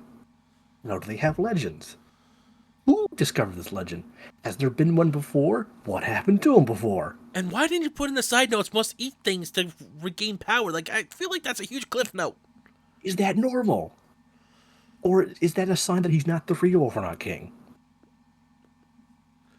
Because He's until called then, the, he kind of feels like a side mutation. he's called the Arc Orphanok in series. Well, the suit's called the Arc Orphanok, Yeah, which is a cool name for a final boss, if you ask me. yeah, cooler name than Orphanite King, but I get what they're trying to go for. Yeah, And I supposedly once he eats enough Orphanox and he gains his full power, he's able to expunge the human DNA and make an Orphanox pure Orphanox, and no longer need which be able to go yeah, human. which I can see why some would see that an upgrade. But what if you like your human form? I mean, to be fair, being if I had to choose between not being able to turn human and having unstable DNA to kill me, kind of an easy choice. Just saying. Kinda. What if you want to die as a human? Like, is he going to like force this on every Orphanite, or if you don't agree with him, he's going to eat you? It feels like he's gonna eat me either way. It feels like he's going to eat you either way. Like, so what happens when he does turn everyone like purge all the humans from everyone? Does he just disappear, or will he just be like, well, I've made you all perfect Orphanax. I'm gonna eat her first, him next. Ooh, you look like it'd be delicious with some whipped cream on you. No, he pulls the Takami, just takes the bike and fucks off. Or he's gonna pull a beast and just start spraying mayonnaise on everybody. What stuff? I mean, okay, let's talk about the suit real quick because It's got color. a little bit more color than the rest. I mean, it's not much, but I'll take what I can get with this series. There's some blue, there's some yellow. The white undersuit feels like if just he had a white I'm undersuit, not it would be crazy about like the boots Andy either. because it just feels like they got a heel and they put like a bulge in the front. Really, It's just a balls front, yeah. But at least um they're blue. I like the knee pads. the knee pads, the more humanoid appearance to it. The chest piece, I love. I don't quite get the belt. I I kind of feel like it's a reminiscent that's supposed to be like a henshin belt, but they just wanted a unique design on it. Yeah, I like the tiered layer of armor he has on, especially on his gauntlets. I like the gauntlets themselves, where you can see it's reinforced fingers, but there's flexibility. It looks like tendons underneath the Yeah, carapace. yeah, yeah. And like you already said, that is a sweet muffler slash scarf. And I know And it M goes. is gonna not like it that much, but the headpiece is clearly insect designed. And I'll zoom away for M's sake. Thank you. But at least the guys have goddamn color involved. Yeah, and it's well used color too. Like I was trying to say, if you just had only he had a white undersuit, it would have been an inverse of Takami's original black undersuit. I'm sorry, I kind of like motifs like that. Yeah, and like I said, I can honestly see where this would have been an interesting idea for this to be Takami's Orphanak form. As a Honestly, if you like you said, if you gave it a different belt, this could have been a Kamen Rider for a show. honestly, I Making think it it would make, have been an evil Kamen Rider, but that's just my opinion because of it looks really more menacing than it should. you know what it makes me think of? What's that? Yeah, this is a weird tangent. But you remember how Shadowman and Black are supposed to be the same thing? Yeah, This is Kamen Rider White. This is what Shadowman would have been if he became a Kamen Rider instead. yeah. You know what else it kind of makes me think of? But An offshoot of Kamen Rider Amazon from Netflix. Well, not Netflix, ooh, Amazon. yeah. Like this is like some sort of offshoot, like not like chameleon or lizard form, but grasshopper They form went, from that. yeah. But it's a good design. Like the suit designs themselves, with despite the lack of color, Yeah. are not I'm that sure too bad. if someone had the Photoshop skills, I'm sure they could like add some color to the based forms and Yeah, I really mean, like I improve said, it. I honestly think the worst one was a snake because good luck telling me that's a snake. That and all the color, all the white just really mushes all the details together. Like with the wolf and the Swan, crane. crane. I'm sorry, I think swan because I They was. had different shades of white and grays. And there's a lot of others too. Like the Orphan are like a lot of Kamen Rider shows. There's one monster per episode. They tend to reuse suits every now and then, which honestly, with how much work they put into these suits, I don't blame them. Yeah, I can understand that. And sometimes a monster of the week is actually a monster of 2 or 3 weeks. And there's just also for an Orphan dragon. Go figure that mythology out. all right, they're based off real life animals, and all of a sudden, boom, fictional creature. And I Does don't that mean like mean? a Komodo dragon. I mean like they just literally just say dragon. Yeah, So which just makes me wonder. This world adds so many questions to me. But I mean, at he least does. like for example, O's. You kind of get the idea that each one is like you get like a hodgepodge of animals, but at least they're all normal animals.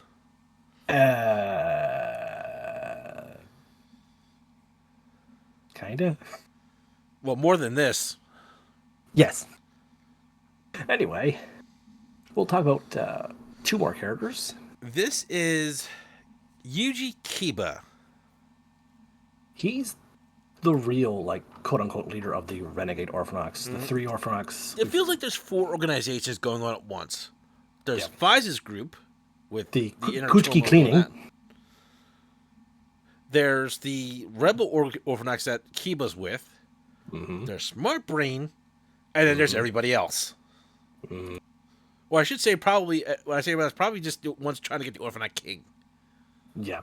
Because Smart Brain, I think they're trying to get the Orphanite King, but I think they're trying to use it for their own demise. Like I don't even. Like Smart Brain just kind of came in and out, and he eventually becomes the president. And it's like, what were you guys doing again? I cannot keep track of the villains in this series. That's one of my problems with counter series I don't really like, is the villain organizations are either too all over the place or too vague. Well, here's the thing. I watched the entire thing of Faiz. I watched the entire thing of Double. Double I actually remember because there was an actual plot with this. Yeah, and Faiz just kind of goes left and right wherever it wants. the villains had a singular goal in Double. You didn't know it, but when you find out what it is, everything starts to make more sense. Mm-hmm. I mean, this one, the war between the human and Orphanox, kind of makes sense, but it still kind of goes sideways at the same time. Yeah, it's Especially when they throw in the Orphanox King. Well, it is a focus, but we'll get to the focus in a second. Mm-hmm. But Iba is honestly a good guy. Mm-hmm. He generally at first does not want a war. No, he's the kind of good character who gets pulled in every direction around him. And unfortunately, he kind of is, and that's kind of what sets him on his path. Mm-hmm. And his path is that if the world won't accept me, I'll just not accept the world. It feels like. Mm. And he's actually a very powerful Orphanoch. This is a horse-themed one. Mm-hmm. Now, this is actually one of the good design Orphanochs, like the better end design Orphanochs for me. Yeah. Like the horse heads and the shoulders, the helmet is beautifully done. It's a reminiscent. Well, technically, he's more unicorn-based, but they say horse. I'll let it go. So will I. I'm not going to argue with the man. He has a very Spartan or Roman centurion look to him. Like even you scroll back up, there's a horseshoe on his chest. That shouldn't work, but it kind of does. Mm-hmm. The pseudo abs really do give the impression of a Spartan warrior. The arm guards, yeah. This suit doesn't look like this. Like, it's hard to see any muscle, but he looks ripped in this for some reason. Yeah, he looks like. It looks like you'd be successful to take him down if you wanted to punch a horse. Yeah. And I didn't notice this at first, but on his legs, the cracks here. Mm-hmm. And that's kind of. It's a detail, but it kind of becomes more important when you see his next form, because some Orphanochs, like I said, are able to get a second form. He turns it into a full centaur. This is not that dumb to me. I've seen worse ideas. Yes. I Plus, I guess because the centaur is already how you picture a man horse. Like when you picture a werewolf, you don't picture the backwards legs like Takami gets in his second form. No. But for this, when you say man horse, your thoughts go to, oh shit, a centaur. Oh shit, a centaur. Yeah. I think he uses this to great effect because he's really fast and powerful in this form. Which makes sense. He's an armored horse. Yeah. And once again, a centaur theme. Centaurians really like their horses. He might as well just be a tank. Yeah. But unlike a lot of other Orphanochs, he's got a third form.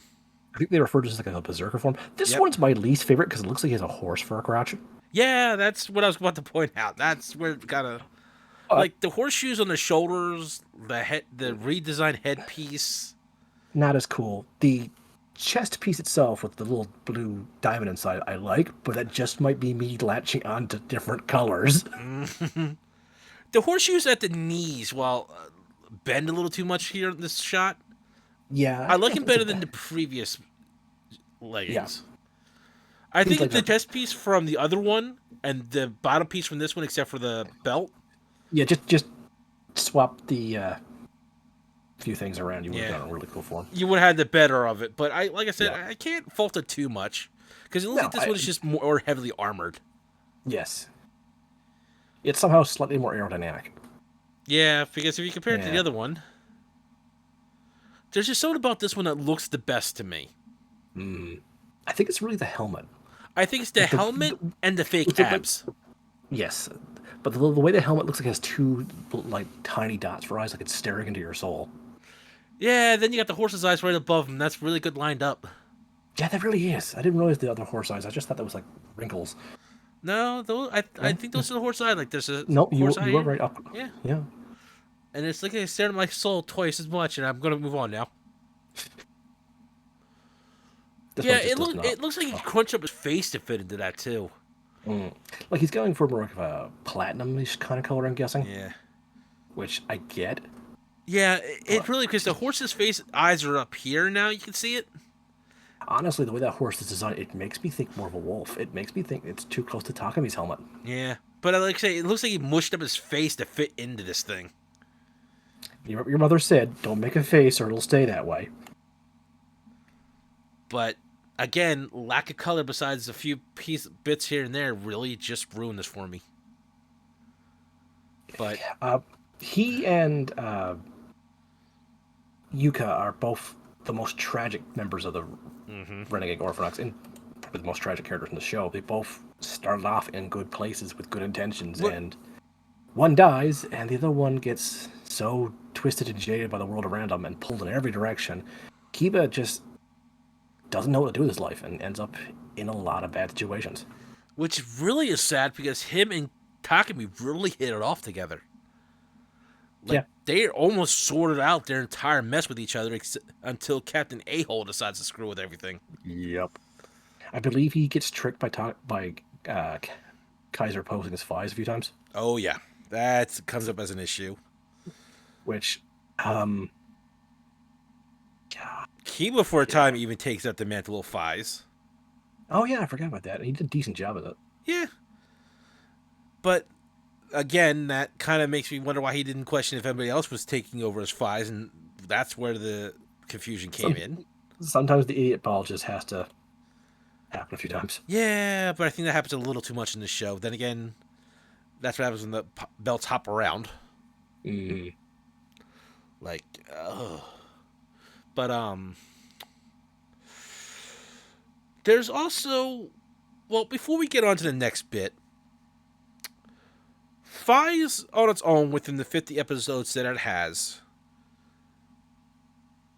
on the surface is a mess. Oh yeah. You have the Smart Brain story, the Orphanat King story, not to mention the Clovers the Lucky Clovers that come in as the kind of big bash for Smart Brain that really just want the belts to make a name for themselves because they're all mercenaries. That's an organization I always forget about. Yeah. And then you got like the loose history with the Orphanax and the Orphanat King. Mm.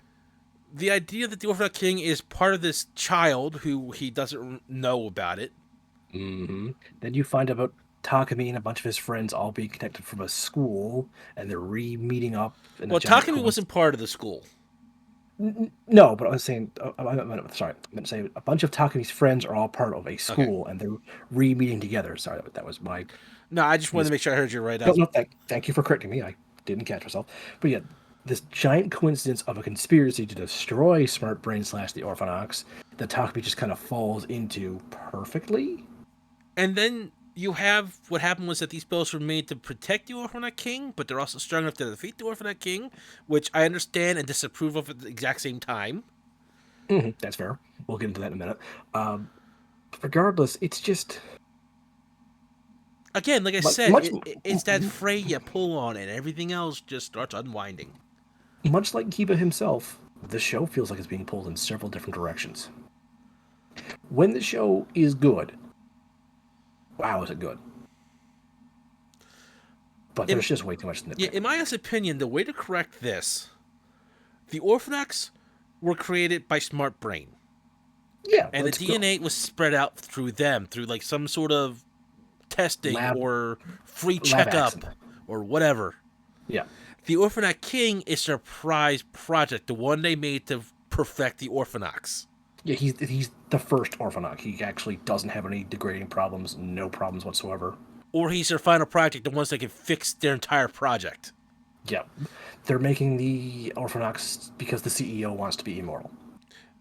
And then when Faiz and the others start coming in, they screw up Smart Brain's plans and the Orphanox gets loose. Or the Orphanat King gets loose. And now two people are trying to find him. The riders who are trying to keep the problems from getting worse, and Smart Brain is trying to cover their asses. Yeah. You could even keep the Orphanox King as a kid and have the riders try and save him and restore his innocence as a kid. Or use that kid as a cover design and he's going around without anybody realizing who he is. Yeah. I mean, kids can be evil. Oh, yeah, they can't be. That was one of the kid, they tried to save the kid from damnation, but he's already evil.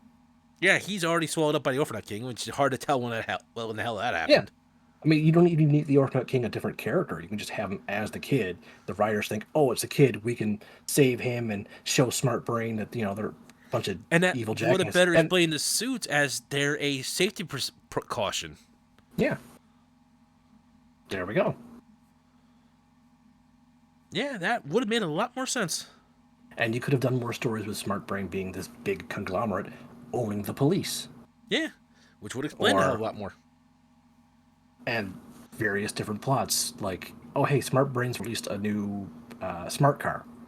Well, the car scans people to see if they're positive for orphanoxes, and then kidnaps people. So the writers have to sneak into this place for people who are kidnapping them. And find out that the Orphanax are not what they seem. Yeah, have a bunch of orphanox escape Smart Brain and try to, hide from them. And So then you see realize a that they're all pretty much set for death in like a mm-hmm. year because of their Yeah, DNA is revolting or something. and then you can do the idea I wanted of have the Ryo troopers actually be intimidating. There you go. But But Faiz did have some good story. this We highly came in. recommend its alternate universe story, The Lost Paradise. Yes. Every Kamen Rider show since Agito, I want to say, has had a summer blockbuster movie where while they're filming the show, they take a break in the summer. Sometimes the story is canon to the universe, like it takes place between episode 25 and 26, for example. Or And sometimes they decide, let's just tell a story with the pieces we have. this one is the latter. This is an Mm-hmm. alternate dimension where the Orphanax won.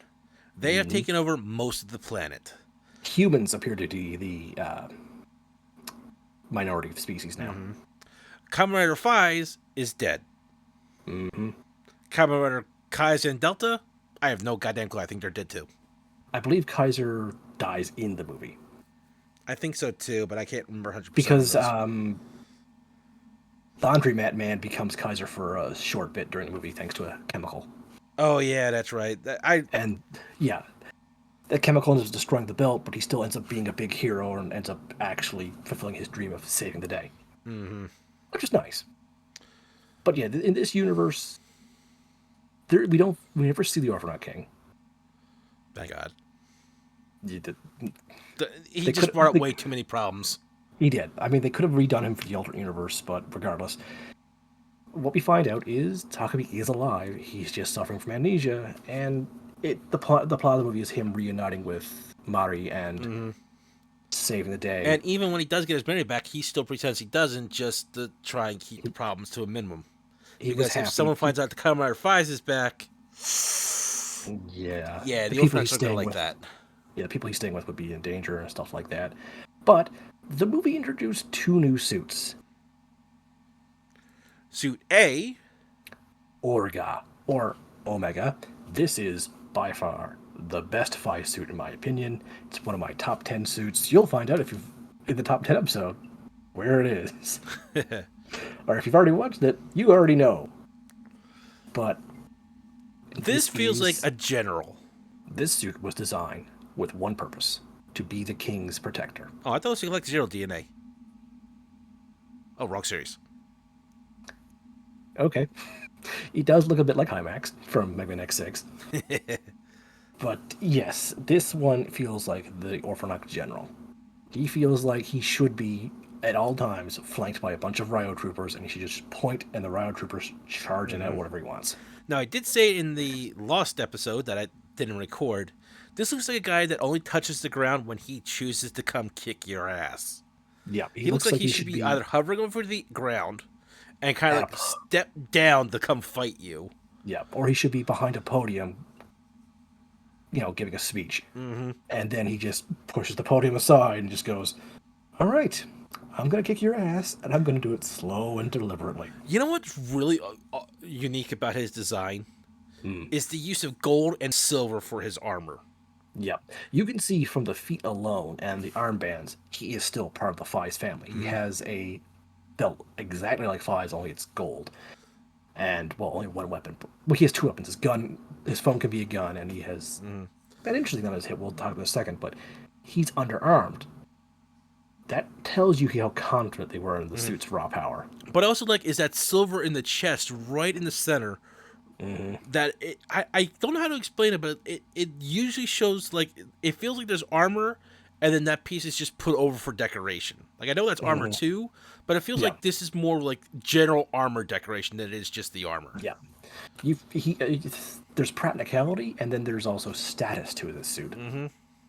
I mean, what do the two gems do? I can picture the top gem being a scanner for data, so the general can have a better understanding of the fight. What's the center gem do? Is that just Unibeam. more power for his suit? I'd take a freaking unibeam. That'd be pretty freaking sweet. Like, does he fire the unibeam first and then kick the unibeam for his rider finish? That would be awesome. It would be. Now I know Soul isn't too fussy about the pauldrons on his shoulders, how they're hard plastic I or think if the piece armor. hanging down wasn't hard plastic, it was like a cloth. Like he has a cloth behind himself. He's basically got a two-piece scarf behind him. Mm-hmm. He has his flowing jacket, and if he had a little bit more fabric for where the shoulder was, yeah, that would make the suit even better. But The headpiece, I'm kind of back and forth on. yeah, It has I can see. a Japanese general feel to it. And it also is the Greek symbol for Omega, which is final. Mm-hmm. But I'm just saying, if you look at it, you see the arc here, Yeah. and then you feel like I don't know if that's supposed to be like a Japanese, like a hair design or something like that, but it feels like a Japanese helmet design, Mm. like a Japanese warlord samurai It helmet design kind of thing. kind of Feels like. gives me the impression, kind of like a satellite dish to send out and receive more information. Dual purpose, look intimidating and functional. I can work with it. It does have a very intimidating, I'm bigger than you kind of energy to it. Like the suit itself is about the same size as the Faiz suit, but they tended to shoot it in very good ways where it just appeared bigger. Mm-hmm. He looks very intimidating. He's got an aura of someone that, like I said, when he comes down, you're getting your ass kicked most likely. Now, in the movie, Kiba used it, Mm-hmm. which I Kiba kind of was wish. working with the Orphanax because, hey, we took over. Yeah, I kind of wish Kiba hadn't been. I kind of wish it was a character unique to the movie. And this is the character that's the reason why the Orphanax won. Like, either a super powerful Orphanax who is about to die, so he's using a suit to keep himself alive, and they decide to make the suit supercharged, or just this guy who's just so good at fighting that with the suit he won battles. That feels more like the second guy. Yeah. Anyway, the suit just kind of comes at the last minute. Yeah, but it kind of. I think that to have more story to. Because these are belts that were made to be the high quality end belts of Mm-hmm. the Fives lines. Yeah. And there was another one, and that gets worn by. Oh, I'm sorry, I Oh, forgot this this picture. that's what's in his hip. It's a sword, Hmm. which freaking love that he just has a Yeah, it's also got a one-handed. dagger form where pretty much the two prong is just down by the handle. Mm-hmm. Not really that impressive, but the full sword is a lot more impressive. Yep. It makes me think something Egyptian, in my opinion. Probably from the gold. Yeah, I think it's just the gold and the way it, like a lot of the, like I Yeah. can't quite put my finger on, it, but something makes this feel Egyptian to me. Also, when he uses its full power, it also projects a giant energy blade around it, so it's even bigger. Yeah, I so we love get stuff giant like that. lightsaber duel. Yeah, that was fun. Ah, But getting on to the last character we'll talk about, Leo. this is the foreign Orthodox. Yeah. He speaks only English in the movie besides Henshin. Mm-hmm. His actor also speaks English, so it's not gregarious I English. believe he speaks a few broken lines of Japanese because when he makes No, his only line in the movie that's Japanese is Henshin. I meant like if you look into like more of the background of the movie itself, he speaks broken Oh yeah, yeah. Japanese. In fact, when he makes a cameo in Kamen Rider Decay, he still only speaks English. Mm-hmm. But he's like I said, the Orphanax are all over the world, so it makes sense that they would speak other languages. He's the toughest mercenary they got. He's the assassin mercenary. He's the lion Orphanok. Which is fitting, King of the Beasts. Mm-hmm. Which And he's got a very. It I feels like a like this mix suit. between a tribal design, like you'll find like an enemy of Black Panther, and a Yep. Centurion design. It also really screams to me Power Rangers Jungle Fury, which, what was that Sentai call again? Primal Fury, I think it was. No, it was not called Primal Fury. That's the one coming up next. Are you sure? Yeah. Or no, that's Cosmic Fury. The last was Dino Fury. Dino Fury is Jungle probably what I'm Fury. thinking of. Yeah, Jungle Fury was the one before RPM. Okay, Yeah. but But anyway, he looks like, you know, it could be either a Black Panther villain or a Power Rangers villain. And I mean like a big bad of those series. Mm-hmm. Geki Ranger, that's what it's called in Japanese. Yes, just give him a bit of color. Mm-hmm. Maybe give the line a bit more of like a fur mane I instead of. actually think the way that's fine as it is. Well, I'm talking about like from the collar, like where his neck is on the top. Oh, you know what would be really cool? What's that? A fur cape. Yes, like give it a fur line around the neck and go Yeah, down into the cape. kind of like the hunter from Spider-Man.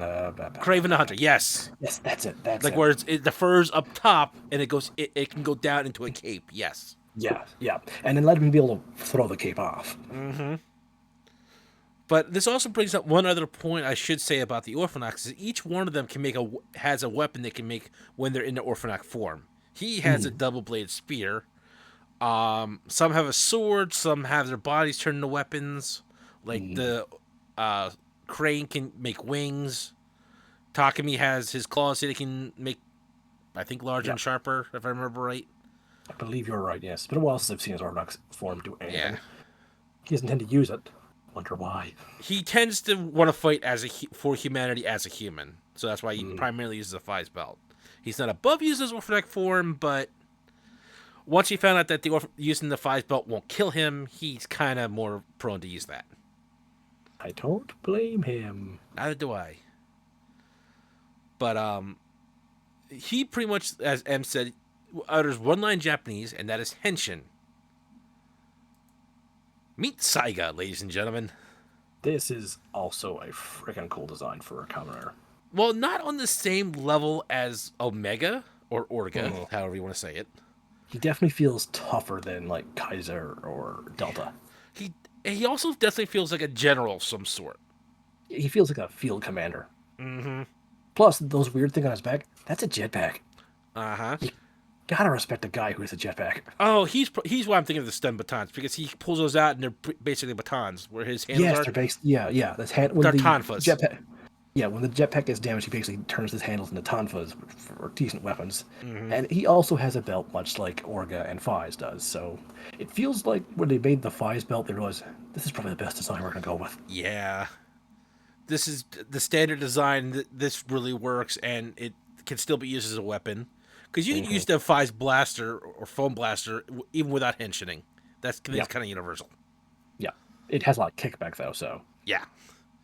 but he definitely like the heavy antennas on his helmet make me think he gets information while flying to better control himself. Because this was supposed to be the Kamen Rider that rules the air.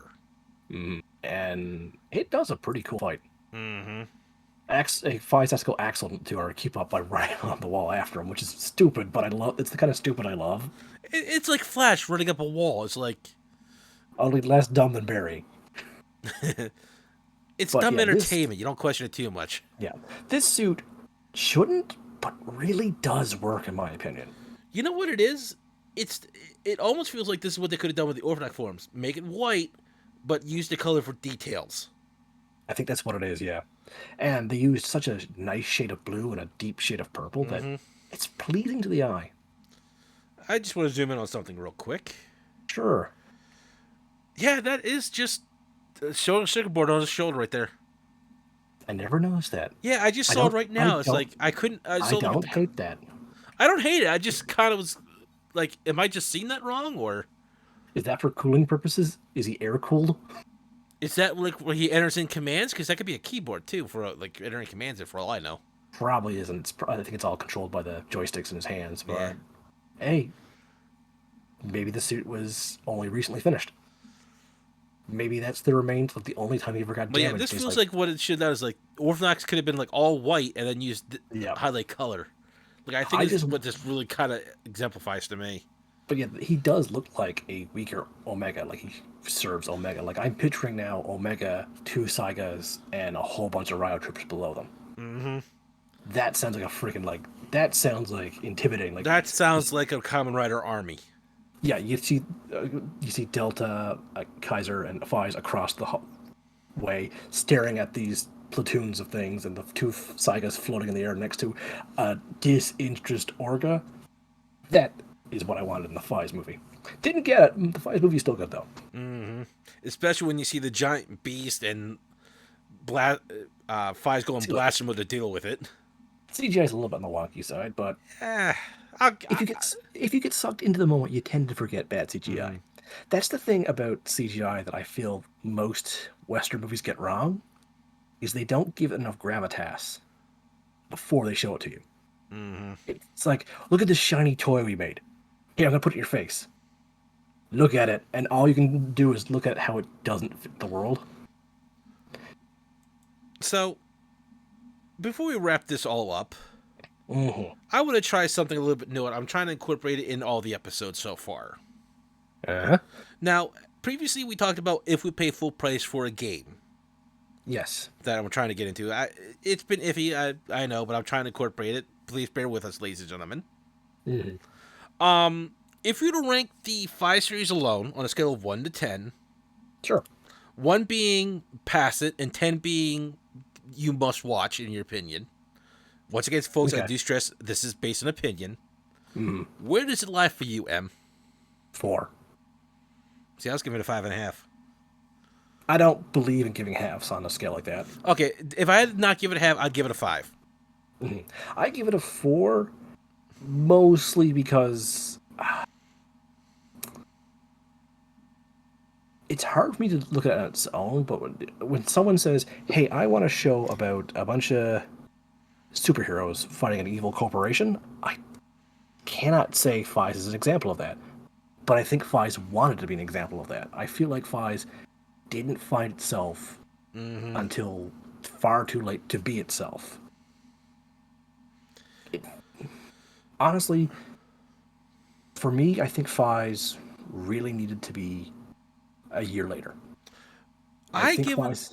Okay, go I ahead. think the thing about Kamen Rider and Sentai that they have a problem with is they need to have one every year, and it's led to a lot of production problems. Mm-hmm. I understand why they feel they need to do that because honestly, they feel they need to have toys every year to make, you know, sell products so they can make all the money. But if you take away just the idea of we have to make a toy commercial and say we want to make a show, then they would probably let Faiz bake a little bit longer. Yeah. I give it a 5 because I take out the evil organization, take out the Orphanite King, and go with just the characters just trying to survive in this uprising war and how people get caught up in it and how people react to it. Mm-hmm. It stands a bit better on that leg It does. of people just trying to make sense of what's going on in the world. Add in this bizarre Orphanite transformations Mm. and like only like 3 people giving hope being able to use these belts. And the reaction to this situation, given their past, it shines better there. Yes. Once you incorporate, Unfortunately, that's not the show we got. yeah, once you start bringing in the smart brain, the Orphanok, you plague it I continue to bring this up, but you gave us a fray and we just pulled on it and it just came loose. Mm-hmm. See, the thing is, you want to go more for the Orphanox. I want to go more for Smart Brain. So Mm-hmm. That's one of the things that went wrong on the show. They tried to eat their cake and have it too. Mm-hmm. Now, if you were to go just by the movie, where would you rate that? I give that a solid 7. Same. There are still some issues. I think mostly that draws from the fact that it's an alternate universe movie with Mm. bare touches to the original source material. Yeah. But at the same time, that's why it shines, in my opinion. It When pulls it away. touches when it touches the original source show, they found what kind of worked. Like I said, the Orphanox, the hero of hope. Mm-hmm. Maybe try and if they made the series based on just the uh, movie, I think that would have worked better. I think so too. That's why think if they baked it a little bit longer, it could have been better. Mm-hmm. Now, So that being said, when I rate something like a 4 out of 10, I do consider that a failure. You know how IGN gives everything a 7 out of 10, and 7 is like mm-hmm. so bad it's good, or a B movie. I don't believe in that. When I say something is a 40, I mean see me after school, young man. You're failing this course. But I but there's still potential you could pass, young man. I mm-hmm. think you have some worth to you. When I give something a 70, I'm going, wow, you're definitely above average. I'm pleased. You have something to improve. Be proud of yourself. Mm-hmm. So that's how I rate things. If I give someone a 50, it means you're just passing. It's for me, a 50 is so bad it's good kind of thing. It means you got a chance to be greater, but you could also fall farther down. I'm still enjoying it. When I give something a 40, anything below 50 is a failing grade, meaning I don't want to come back to you. The lower you go, the less likely I am to have something pleasant to talk about you. That's kind of why I give the series five a fifth or a five, Mhm. because I see so much potential, especially in some TV shows nowadays, when you can compare Mhm. to. Mhm. But at the same time, when there's a drawback, there's a huge drawback, Mhm. especially when you consider shows like Baby Titans. Oy. So, I mean, that I'd give a 0, but that's my opinion. Yeah. I mean, I didn't give negatives as an option. I technically didn't give 0 1 either. So, Fair enough. but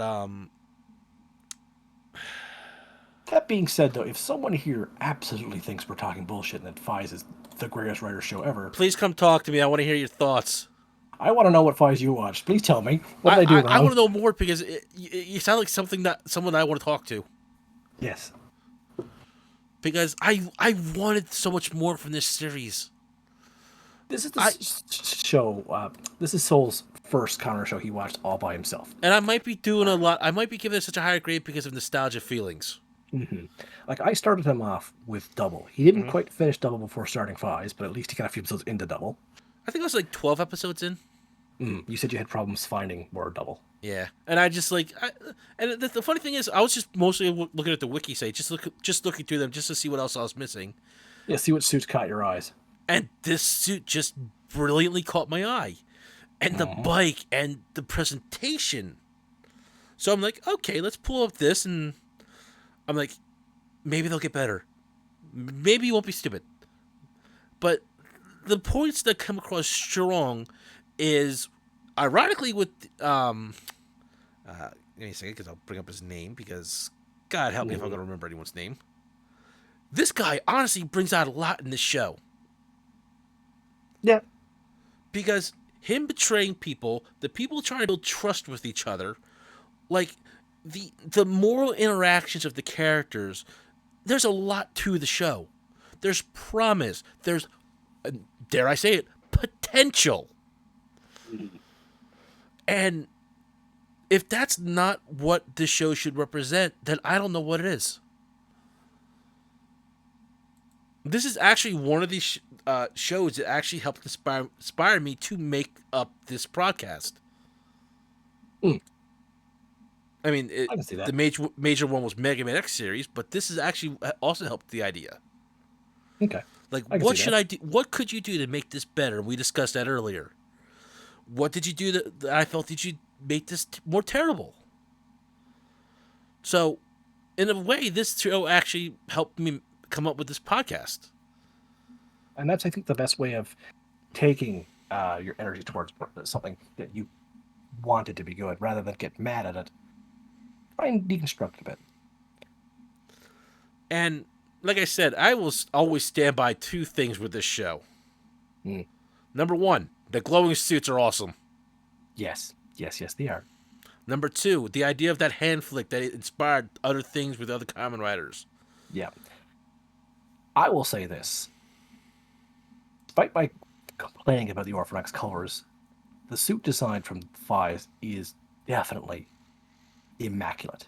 And I will give full props to people who created them because you can still tell they put their heart into it. Yeah. This wasn't just something they slapped together. And that's another thing about Faiz is definitely people tried at this show.